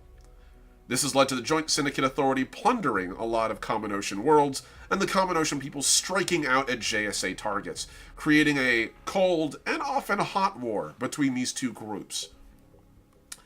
Into this vacuum of infighting and chaos stepped the Avanti Parliament, our final, third major faction within the region. Now, the Avanti Parliament is not technically the sector government, but they are the ones who requested that the sector be made. Hence the reason why this is called the Avanti sector, and not the Common Ocean sector. Formed from a number of larger communes that got tired of watching the usual squabbling between the individual communes, and a number of JSA corporate worlds that broke off and got tired of JSA's corporate rule, these folks saw a third way. They thought that they did anyway, and they decided they would bring government to the sector, something that had been lacking on both ends. They established themselves a parliament and are doing their best to ape the greater civilizations of the galaxy, and establish themselves as a formalized nation-state. Too bad they presumed everyone wanted this. But it turns out the Common Ocean people are not interested in a greater government, and in fact are quite content being smaller and independent and free, whereas the Joint Syndicate Authority has no interest in an overseeing entity like the Avanti Parliament. And so, as a result, the Avanti are an interesting sort of peek into how things can sort of not always work out like you plan. I'm going to read the description here. So, the term Avanti means promise in the Sylvan language, and it's shortened to Parliament, so POE. The Parliament of Avanti has emerged as a major third power in the region as the tensions from the JSA and the communes came to a head with several major skirmishes and limited fleet engagements, and continued until the prospect of regional war became all but a foregone conclusion. In response, a mixed group of former JSA employees and disgruntled commune idealists gathered together and drafted a blueprint for a centralized sector government that the Union could recognize and both rally the communes into a unified political system, as well as impose taxes and oversight on the JSA and its operations. These are rejected out of hand by both the speakers of Communo and the board of directors on Lavara. This group of federalists proceeded anyway, and after about 2 decades of grueling legislative regional effort, joined several dozen allied communes and JSA corporate colonies with the signing of their founding document, the Avanti Accords, at the site of their new capital core world, Avanti, named for one of the founding Federalist thinkers. The Parliament of Avanti is technically the only government in the Avanti sector that maintains a seat at the Union's General Council, and being the first government body within the region to request sector status at the General Council and the sector's namesake, therefore. This doesn't sit too well with either the JSA or the communes, both of which are older than the Avanti, and can be said to have more legitimate claim to the territory than the Parliament ever did. Under the Parliament's rule, the Avanti citizens live lives comparable to those of many frontier and colony worlds. The Avanti have reasonable modicum of personal freedoms and rights and relative prosperity, and have a voice in the working of their government. Yet they're less free and empowered than the Common Osha are, and they're certainly less wealthy than Lavarans. Localities defer to the federal parliament, and taxes tend to flow upwards. Their biggest claim to fame is that the parliamentary military forces bear resemblance to the most professional militaries across the rest of the galaxy, with a strong central government, such as Acris or Humankind, and possessing a rigorously trained and regimented professional army and interstellar navy of conventional structure. So where the JSA has a bunch of highly trained mercenaries with really advanced weaponry, and the Common Oceans have a bunch of rebels who are all sticking it out together, fighting the man, and doing so as a grander coalition of thousands of smaller militias, very Rebel Alliance-esque. the Avanti are the guys with like just a traditional military government. And as a result, that military is very well structured and very big. So the Avanti have the biggest military in this sector, or at least biggest formal fleet. They have capital ships, warships, and all the things that it would entail, along with interstellar, I guess we would call it like various kinds of intelligence and research and diplomacy structures. The Avanti, as far as they're concerned, they are the government of the sector. And everyone else, they're just squatters.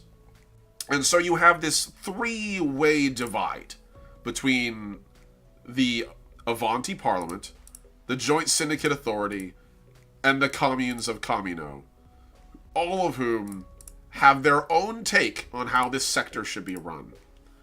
And into this, we introduce our player characters. Now, for the record, this campaign's been going on for about a year now. A little over, somewhere like that. You can have a sip because I can feel my throat's dry.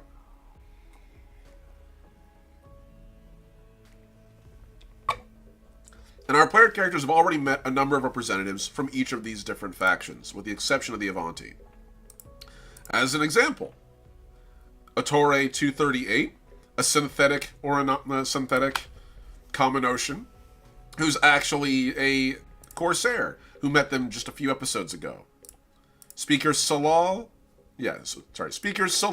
Tenal Dorian, a Oradore speaker on behalf of her people. Technically their people, since they are gender neutral. They vary wildly between... Gender fluid is probably a better term.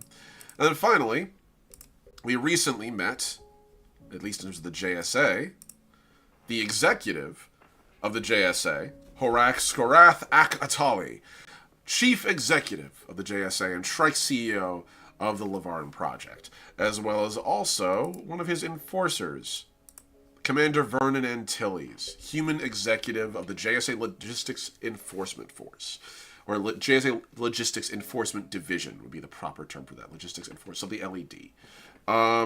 These guys are the faces that our players have been interacting with so far. They have yet to meet the Avanti, and that will probably happen sometime this session or next. We meet every other Saturday for this campaign.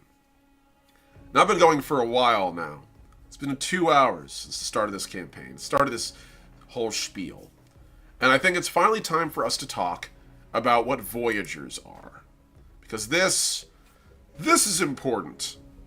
Voyagers are, perhaps, the core of what makes Legacy, Legacy.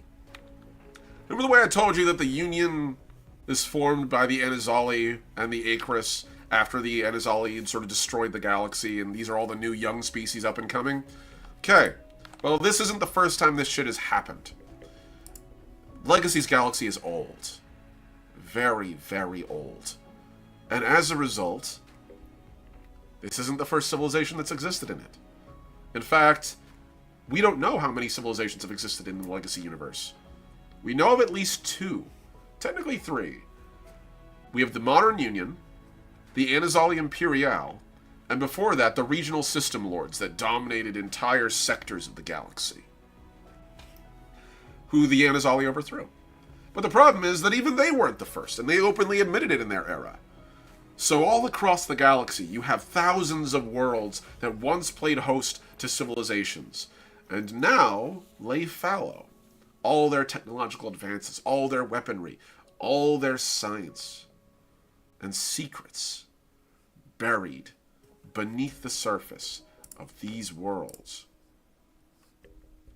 This is the true core of what makes the Voyager program important. You see, Voyagers are what makes the galaxy safe. In a galaxy filled with chaos, and there is a lot, ruin worlds abound. Ruin worlds are the term we would use to refer to these worlds where civilization once had. But it's not like they left us notes saying where they are. They're all dead, or gone, or scattered. Who knows? Some might be in the galactic core, others hidden on the edge of space, some buried so firmly under millennia of evolution and dirt and stone that entire colonies can be established and terraformed before even the first hint of that civilization is discovered by local archaeologists. But these aren't just your ordinary ruins. These are FTL-capable civilizations in many instances. Who knows what led to their end? Maybe it was traditional societal collapse. Maybe they died out from natural causes. Maybe they unleashed horrifying weapons and destroyed themselves or suffered from plagues. But these threats persist long after those that they were killed by. So, voyagers find these places.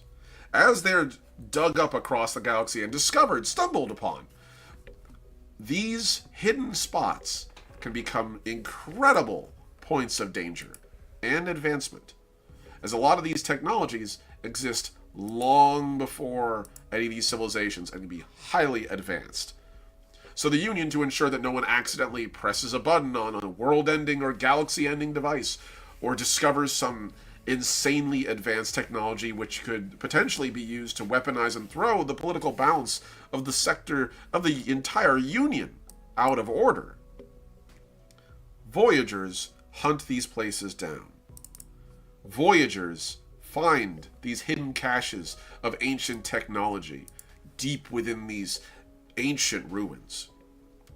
Voyagers fight off those that would potentially threaten the greater galaxy. And it is Voyagers who keep the greater galactic civilization humming, as these glorified treasure hunters slash archaeologists slash researchers, these people drawn from all walks of life, stand together and try to do these things. And their reward is the first pick of what they find. Not everything, of course. We can't pretend that these voyagers are all doing this out of altruism. Some are truly just treasure hunters, looking for a payday. But the Union is desperate to keep this threat under management. And so, they establish the Voyager Corps. Each team of Voyagers is independent. They operate off their own starship. They maintain their own internal structures. They are given a fair bit of latitude to operate as they will. They come in many different shapes and sizes. And in fact, it must be said, they are highly diverse. Hell, as we can see right just here, an Anazali, just from one Voyager fire team, for the record. Just one. An Anazali, a Click, a Shrike, and an Acris. All of them working together. And this is just one Voyager fire team. Our current player fire team, as I will very quickly visit for everyone, just for the fun of it, because what can I say? It's been a blast to do this. Let's go to our player characters here. So, starting with our oldest player character, or one of the oldest anyway, Kushataka, an Acris Nocturne, now currently a hacking specialist who largely stays behind on the starship. An Oriname researcher by the name of Amaya. Sorry, an Oriname negotiator by the name of Amaya. She actually serves as the political glue that lets them get through a lot of their encounters. A Shrike by the name of Klaxon, who serves as a security officer, also known as a soldier. Becky Booker, a human engineer. Our newest player character, an Anazali by the name of Zenith, who's a researcher with a focus on ancient Anazali technology.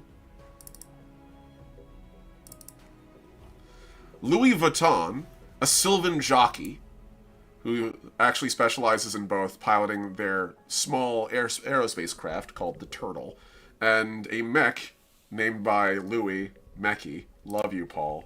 I am always pained when I have to say that. And finally, another Anazali who we haven't caught up with in a while, but might show up soon again, by the name of Harlan, who actually is a soldier and relatively young for an Anazali. Actually just in their 50s. Very young. These are all of them Voyagers. And all of what they do, for profit, for principle, what have you, leads to the protection of the greater galaxy. And that's what we do. That's who we follow. Those are your adventurers, my friends. The Voyagers, all coordinated by our friend Oren Selfinor-Valen. Hey, look at that. That character I talked about at the very beginning, my oldest character. Oren Selfinor-Valen, once an Anazali fleet lord during their catastrophe era, and now the coordinator of the Voyager program, and really the mind behind it. Oren basically splits the difference, realizing that sometimes you can't have the galaxy manage everything with a fine-tooth comb. Sometimes it takes your odd hero or anti-hero to solve greater issues. And so there we are. Our player characters have been assigned to the Avanti sector as Voyagers. Their goal is to ensure that any regional ruin worlds or hidden threats be managed, and one they're particularly familiar with because they themselves carry a grand secret on board their own starship. This secret is actually an AI. And that AI, by the name of Dellenray, is an ancient Anazali weapon. Technically, the proper term for it isn't a weapon. Technically, what that is, and I need to make sure I got this right, is a gateway, known as a stellar forge. Remember the way I told you matter printers can make nearly anything? Imagine a matter printer made by Anazali technology with a hopper literally light years across, drawing upon an entire nebula from some distant corner of the universe to power it and fuel it. A matter printer that can literally expand itself to build whatever it wants at speed. Such a thing could terraform entire worlds, build fleets out of nearly nothing, achieve wonders and horrors, the likes of which the galaxy's never seen. And our players stumbled across this on the world that they all were terraforming as settlers in the first couple sessions.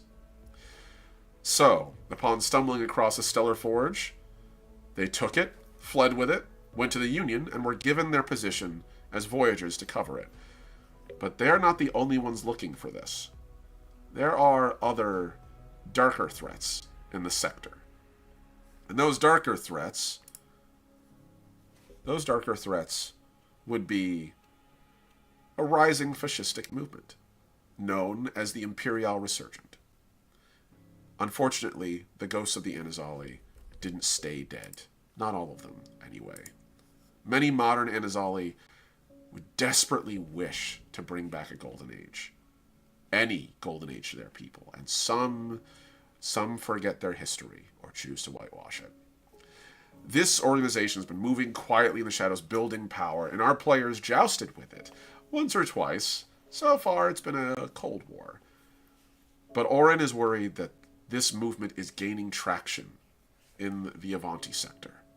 And so, here we are.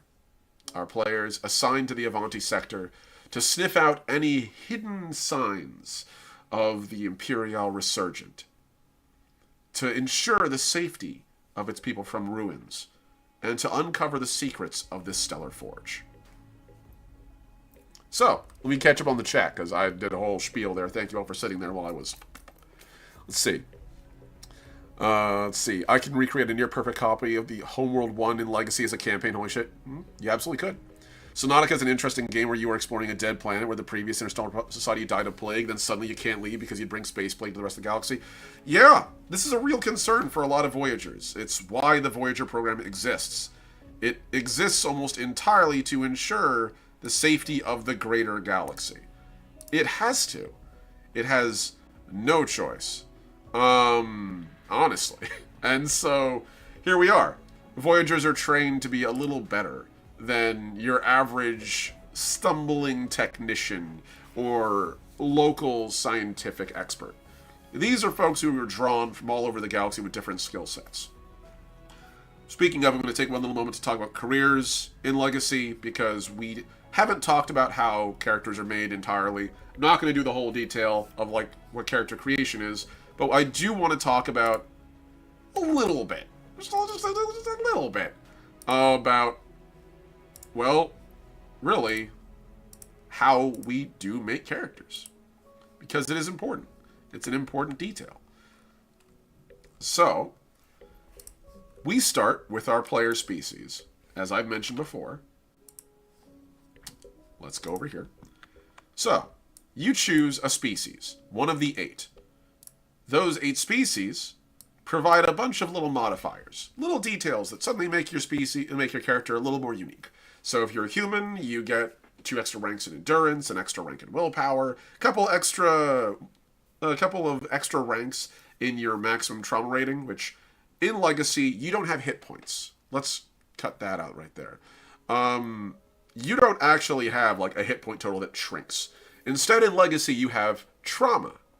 Now, trauma, ideally, you don't have any.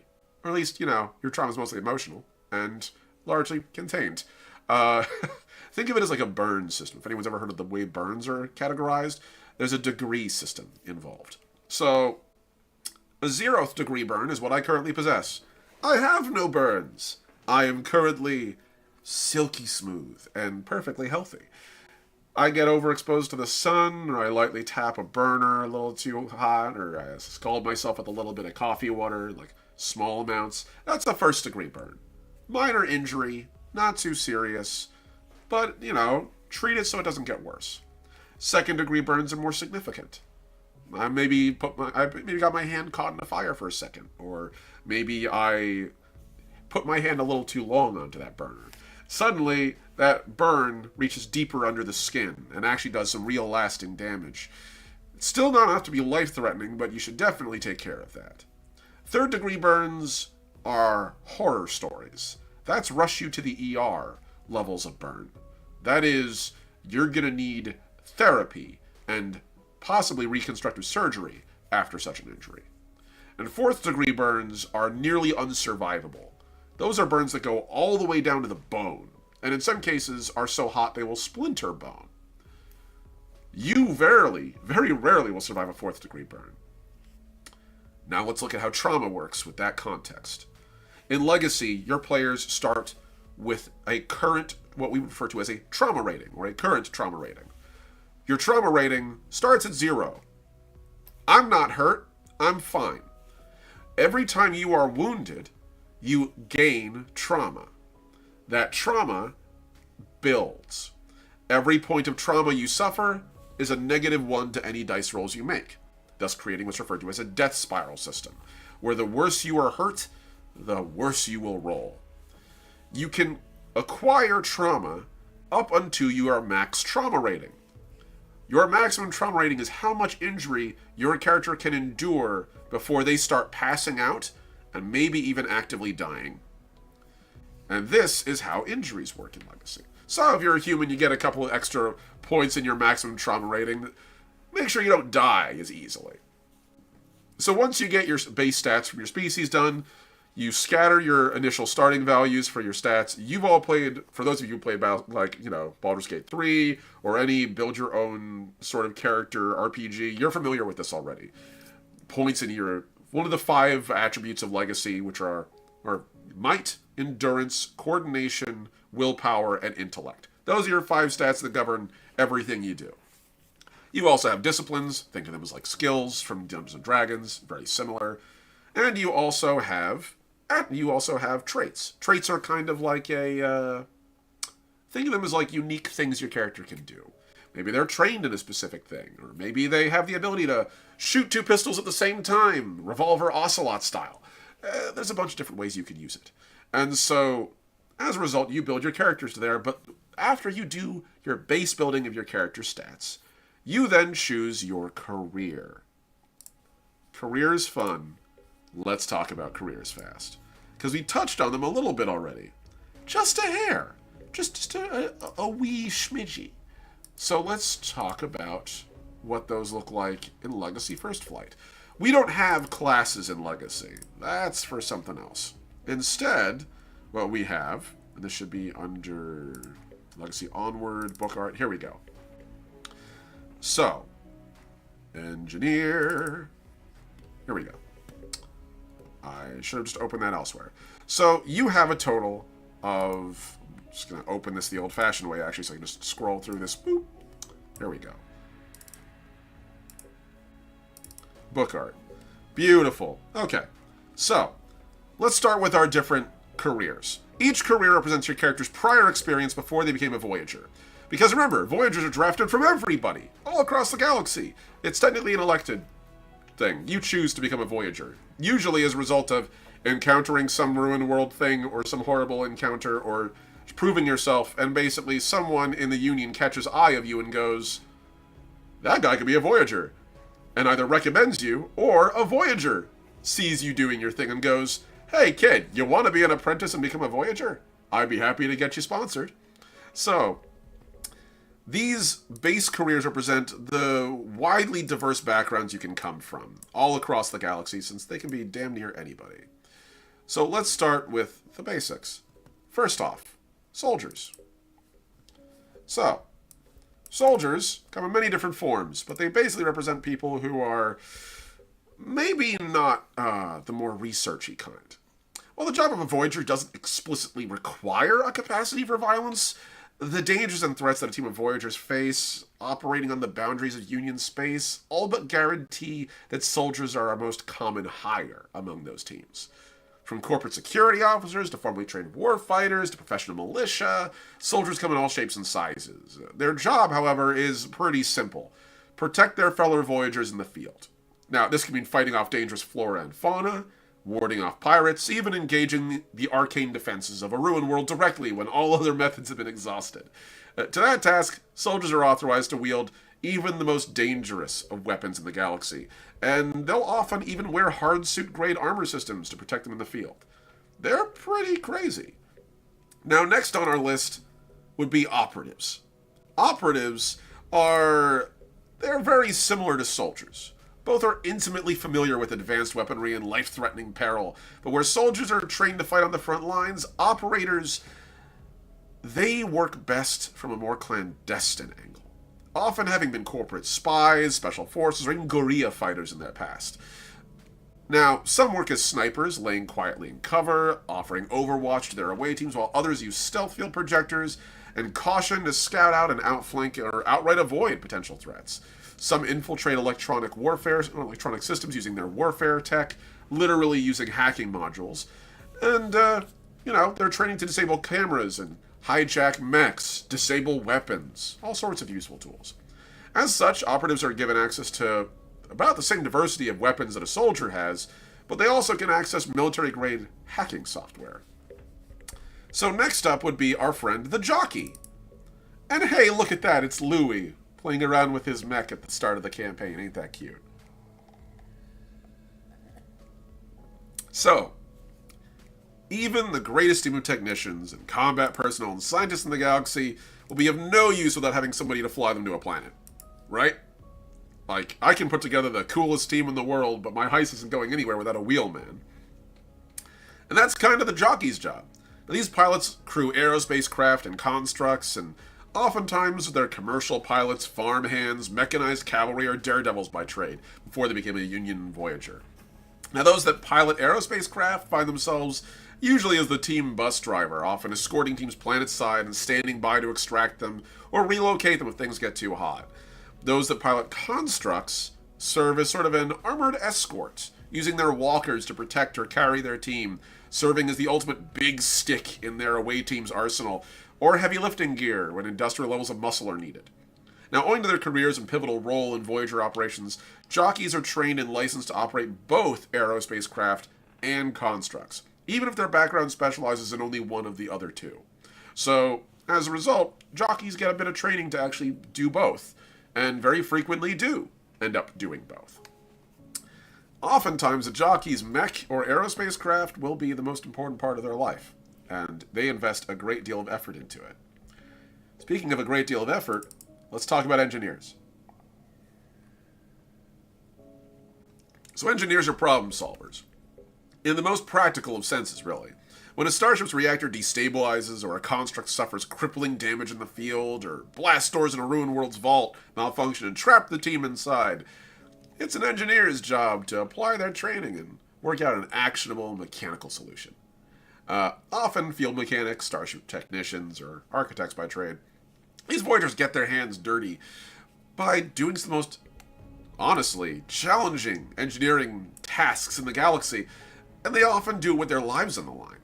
So to that end, they're often licensed to work with some of the most advanced technology available to an away team. Hard suits allow engineers to do heavy industrial work in the most hostile environments in the galaxy, while, in certain cases, the almost supernatural properties of projector rigs allow Voyagers to do the impossible while operating in the field.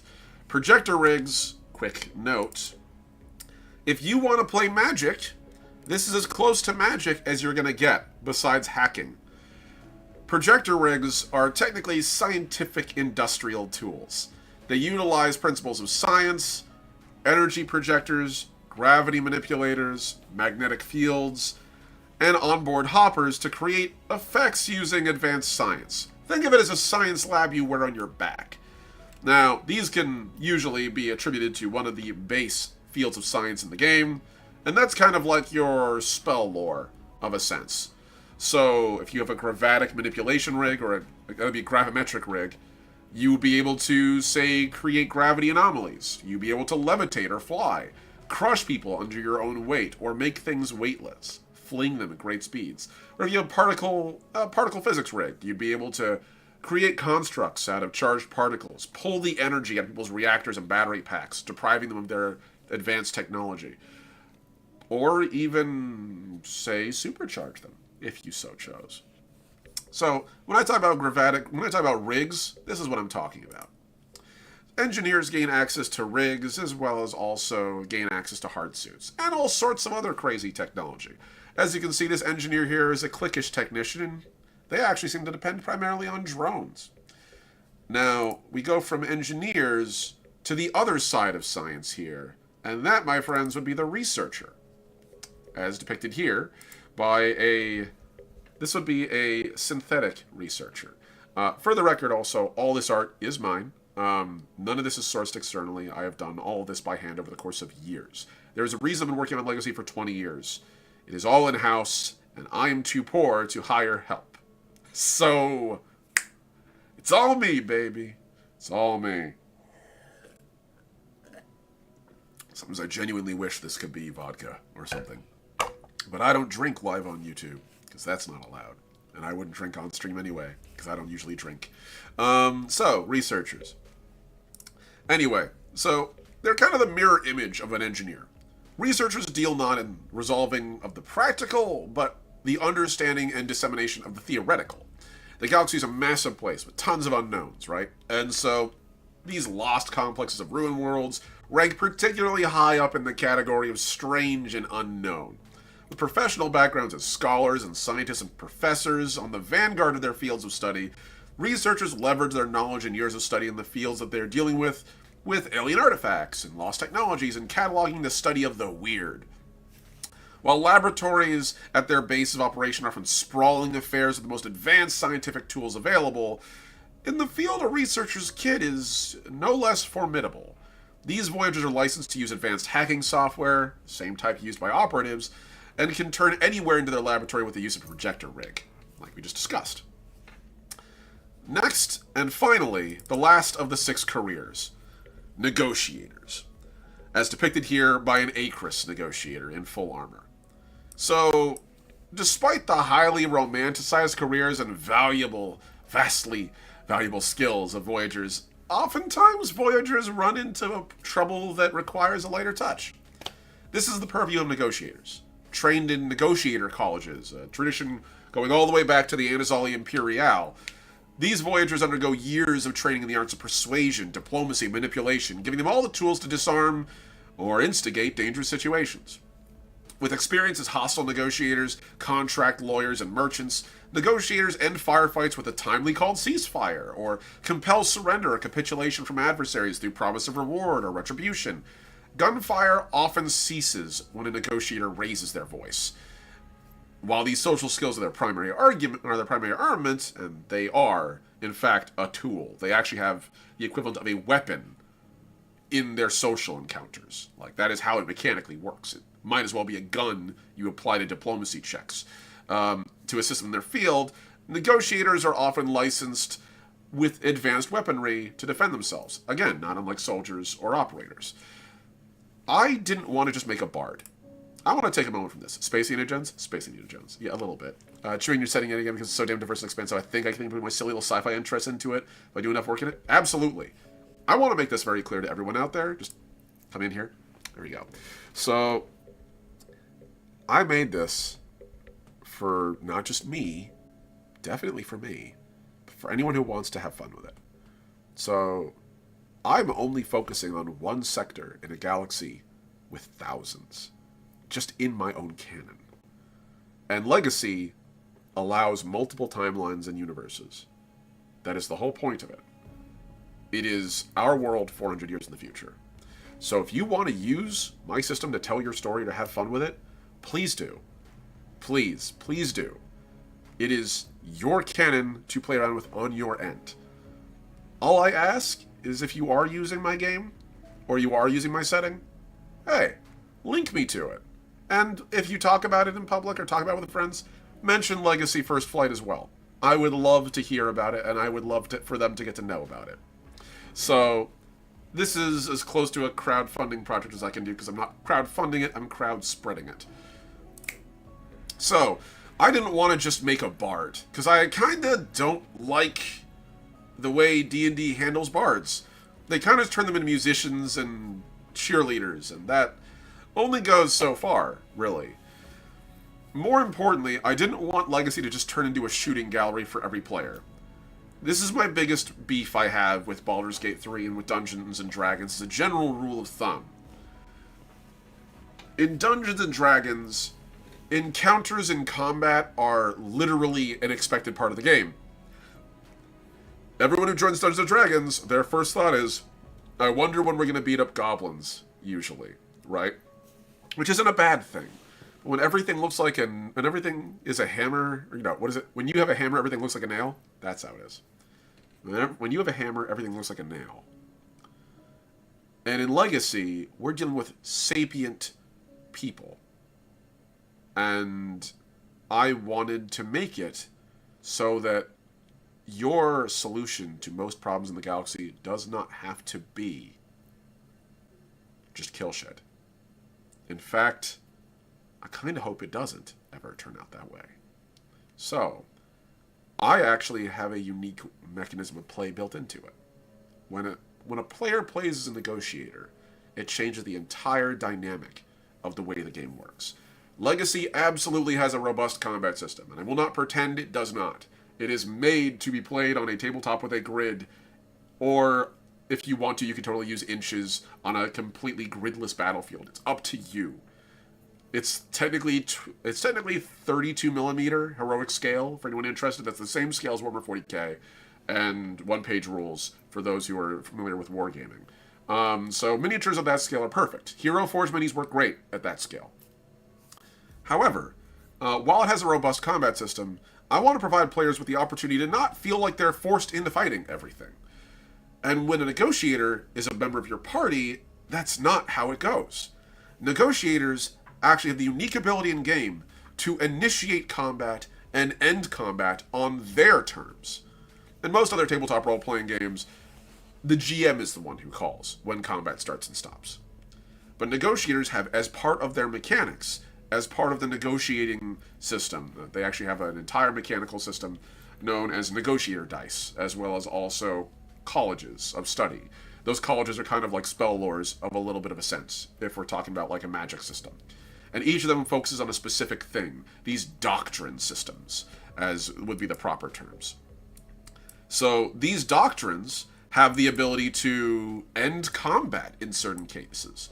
As an example, I'm going to literally quote a couple here. One of the abilities, these doctrines have these little subsections on them. These sub-doctrines, sort of the way that they generally work, with field mediation as the term, These doctrines are like a determined focus, and within those doctrines they have axioms. These axioms are like your spells. So for field mediation, the doctrine of accord, which focuses primarily on social interaction with good faith, right? So, quote unquote, the gift of surrender is one of their axioms. Select an NPC with trauma points as the target, so an injured person. Negotiator rolls a negotiation roll opposed by the target's courage. Add a bonus to the negotiator's roll equal to that NPC's trauma rating. If you succeed, the NPC flees the battlefield, likely to seek medical attention and find a new job. Remove the targeted NPC as if they were slain. Failure is no effect. You literally can remove models from the table non-violently with that mechanic. Another one as well. Mercy is a circle. Select the leader of a band of adversary NPCs or a central character as a target. NPC non-player character, CC central character. Think of a CC as a boss character in Legacy. Step up from a standard NPC. They're basically peers to player characters, mechanically. Negotiator rolls a negotiation roll opposed by the target's willpower. Add their mediator dice, which is their mechanic. Quote, they gain a extra mediator die for each ally with more than 2 trauma points, currently unconscious, or fighting for their life or dead. If you succeed, combat ends immediately, and you and your allies surrender to your attackers peacefully. You are not harmed. You are provided with medical aid, food, and humane treatment. It is your get out of a total party wipe card, if you can succeed on it. Other examples. You can literally, in certain cases, force coercion or end a combat. You can begin a combat as well. You can turn an enemy against their foes. There are ways to end or begin combat out of the GM's mechanics. And the negotiator has them. So when a negotiator joins your party, combat is a little more optional. And you have a handbrake you can apply to it. And I really, really like the way that the negotiator turned out. I'm very proud of that mechanical system. I genuinely think it's a little bit more... It can be very fun to play a bard. Like, I'm going to read your bit here, because it's important. Oh lord, my brother made a bard that literally kills people by insulting them to death. It's hilarious. Yep, I'm familiar with that one. That is... Oh god, what is it? It's something mockery. God, I haven't played D&D in so long. Vicious mockery. Yes, that is a very potent spell in D&D. And so I wanted to give a character in my setting that utilizes social skills as an important tool, but also at the same time, yep, vicious mockery. Nailed it. I wanted to give them a skill set that wasn't just, hey, cheer for all the other guys, or kill someone with your voice. I wanted to give them a unique skill set that was very sought after.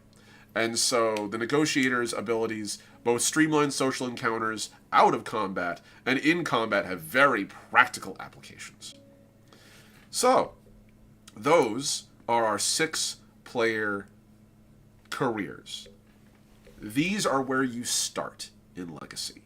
But unlike a class in D&D, which determines everything you do moving forward, your career in Legacy is a starting package. You can choose to go further down it if you'd like. It provides licenses. These licenses unlock character options that you can purchase as you move forward with experience. However, you're not required to stick on that. If you're a player character and you start as a negotiator and you think, you know, I'd really like to actually get a little more involved in science, maybe study engineering, you can totally do that. You can gain the same licenses that an engineer does. And over time, at the end of your playthrough, you'll be a negotiator prior. Maybe you were once a negotiator, but now you primarily do science. You're just a little more compelling than the average scientist. A Bill Nye situation, Mythbusters style character maybe. Science communicator, but that's the end goal. I want my player characters to be able to move from what they want from one place to another. You start as a soldier and you want to be a Gundam pilot by the end, you absolutely can be. Absolutely get the licenses to become a mech pilot. You want to get a hard suit? It's all but guaranteed everyone will end up in a hard suit eventually, because that's kind of how Endgame goes. Endgame goes with you needing more advanced weaponry and technology, and usually that means more advanced armor to keep you from dying.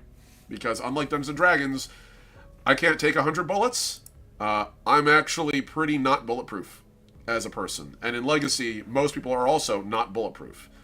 Mechanically speaking, the average handheld pistol against a average stat line in the game is a lethal hit if it rolls slightly above average.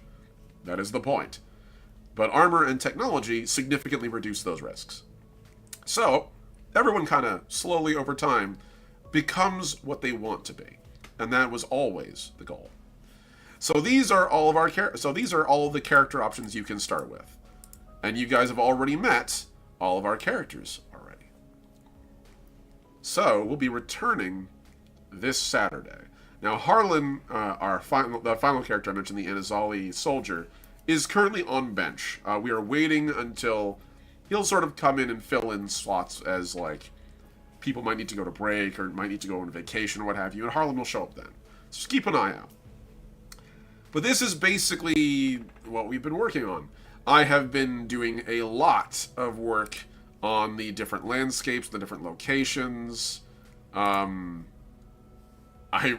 really been doing a lot on that. But as far as the Avanti sector goes, this weekend I have my work cut out for me because this will be us meeting for the first time. So again, as I posted earlier, if you are interested in catching our game live, you might want to go there. That is going to be our Legacy First Flight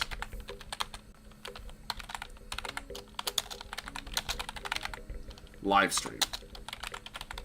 We do that every other Saturday.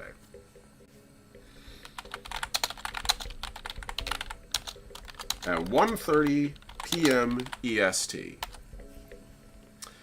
And this is just the first stream of this.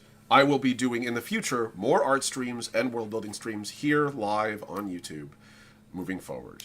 Again, a big thank you to everybody who has tuned in today. It is genuinely an honor to have everyone here. I'm seriously grateful to everyone who has tuned in. Like, I cannot emphasize enough how much it means to me to have everybody here. And I genuinely hope that you all subscribe and follow. And I will be back in just a couple days with more. I'm going to go and finish my Space Marine comic today. I have so much work to do on it. But while I got you here, I'm going to give you a little tease of what I'm working on right now. I believe we're on... Yes, there we go. Comic 5. So, keep an eye out, folks. I'm going to be dropping this a little bit later today. Thank you all so much for tuning in, my Voyagers, and my friends, all of you who showed up today. It means the world. Thank you. And without further ado, take care, my Voyagers. I'll see you on Saturday for Legacy First Flight, our faster-than-light tale in the world of tomorrow. And I'll see you all out there. Take care, Voyagers. Peace.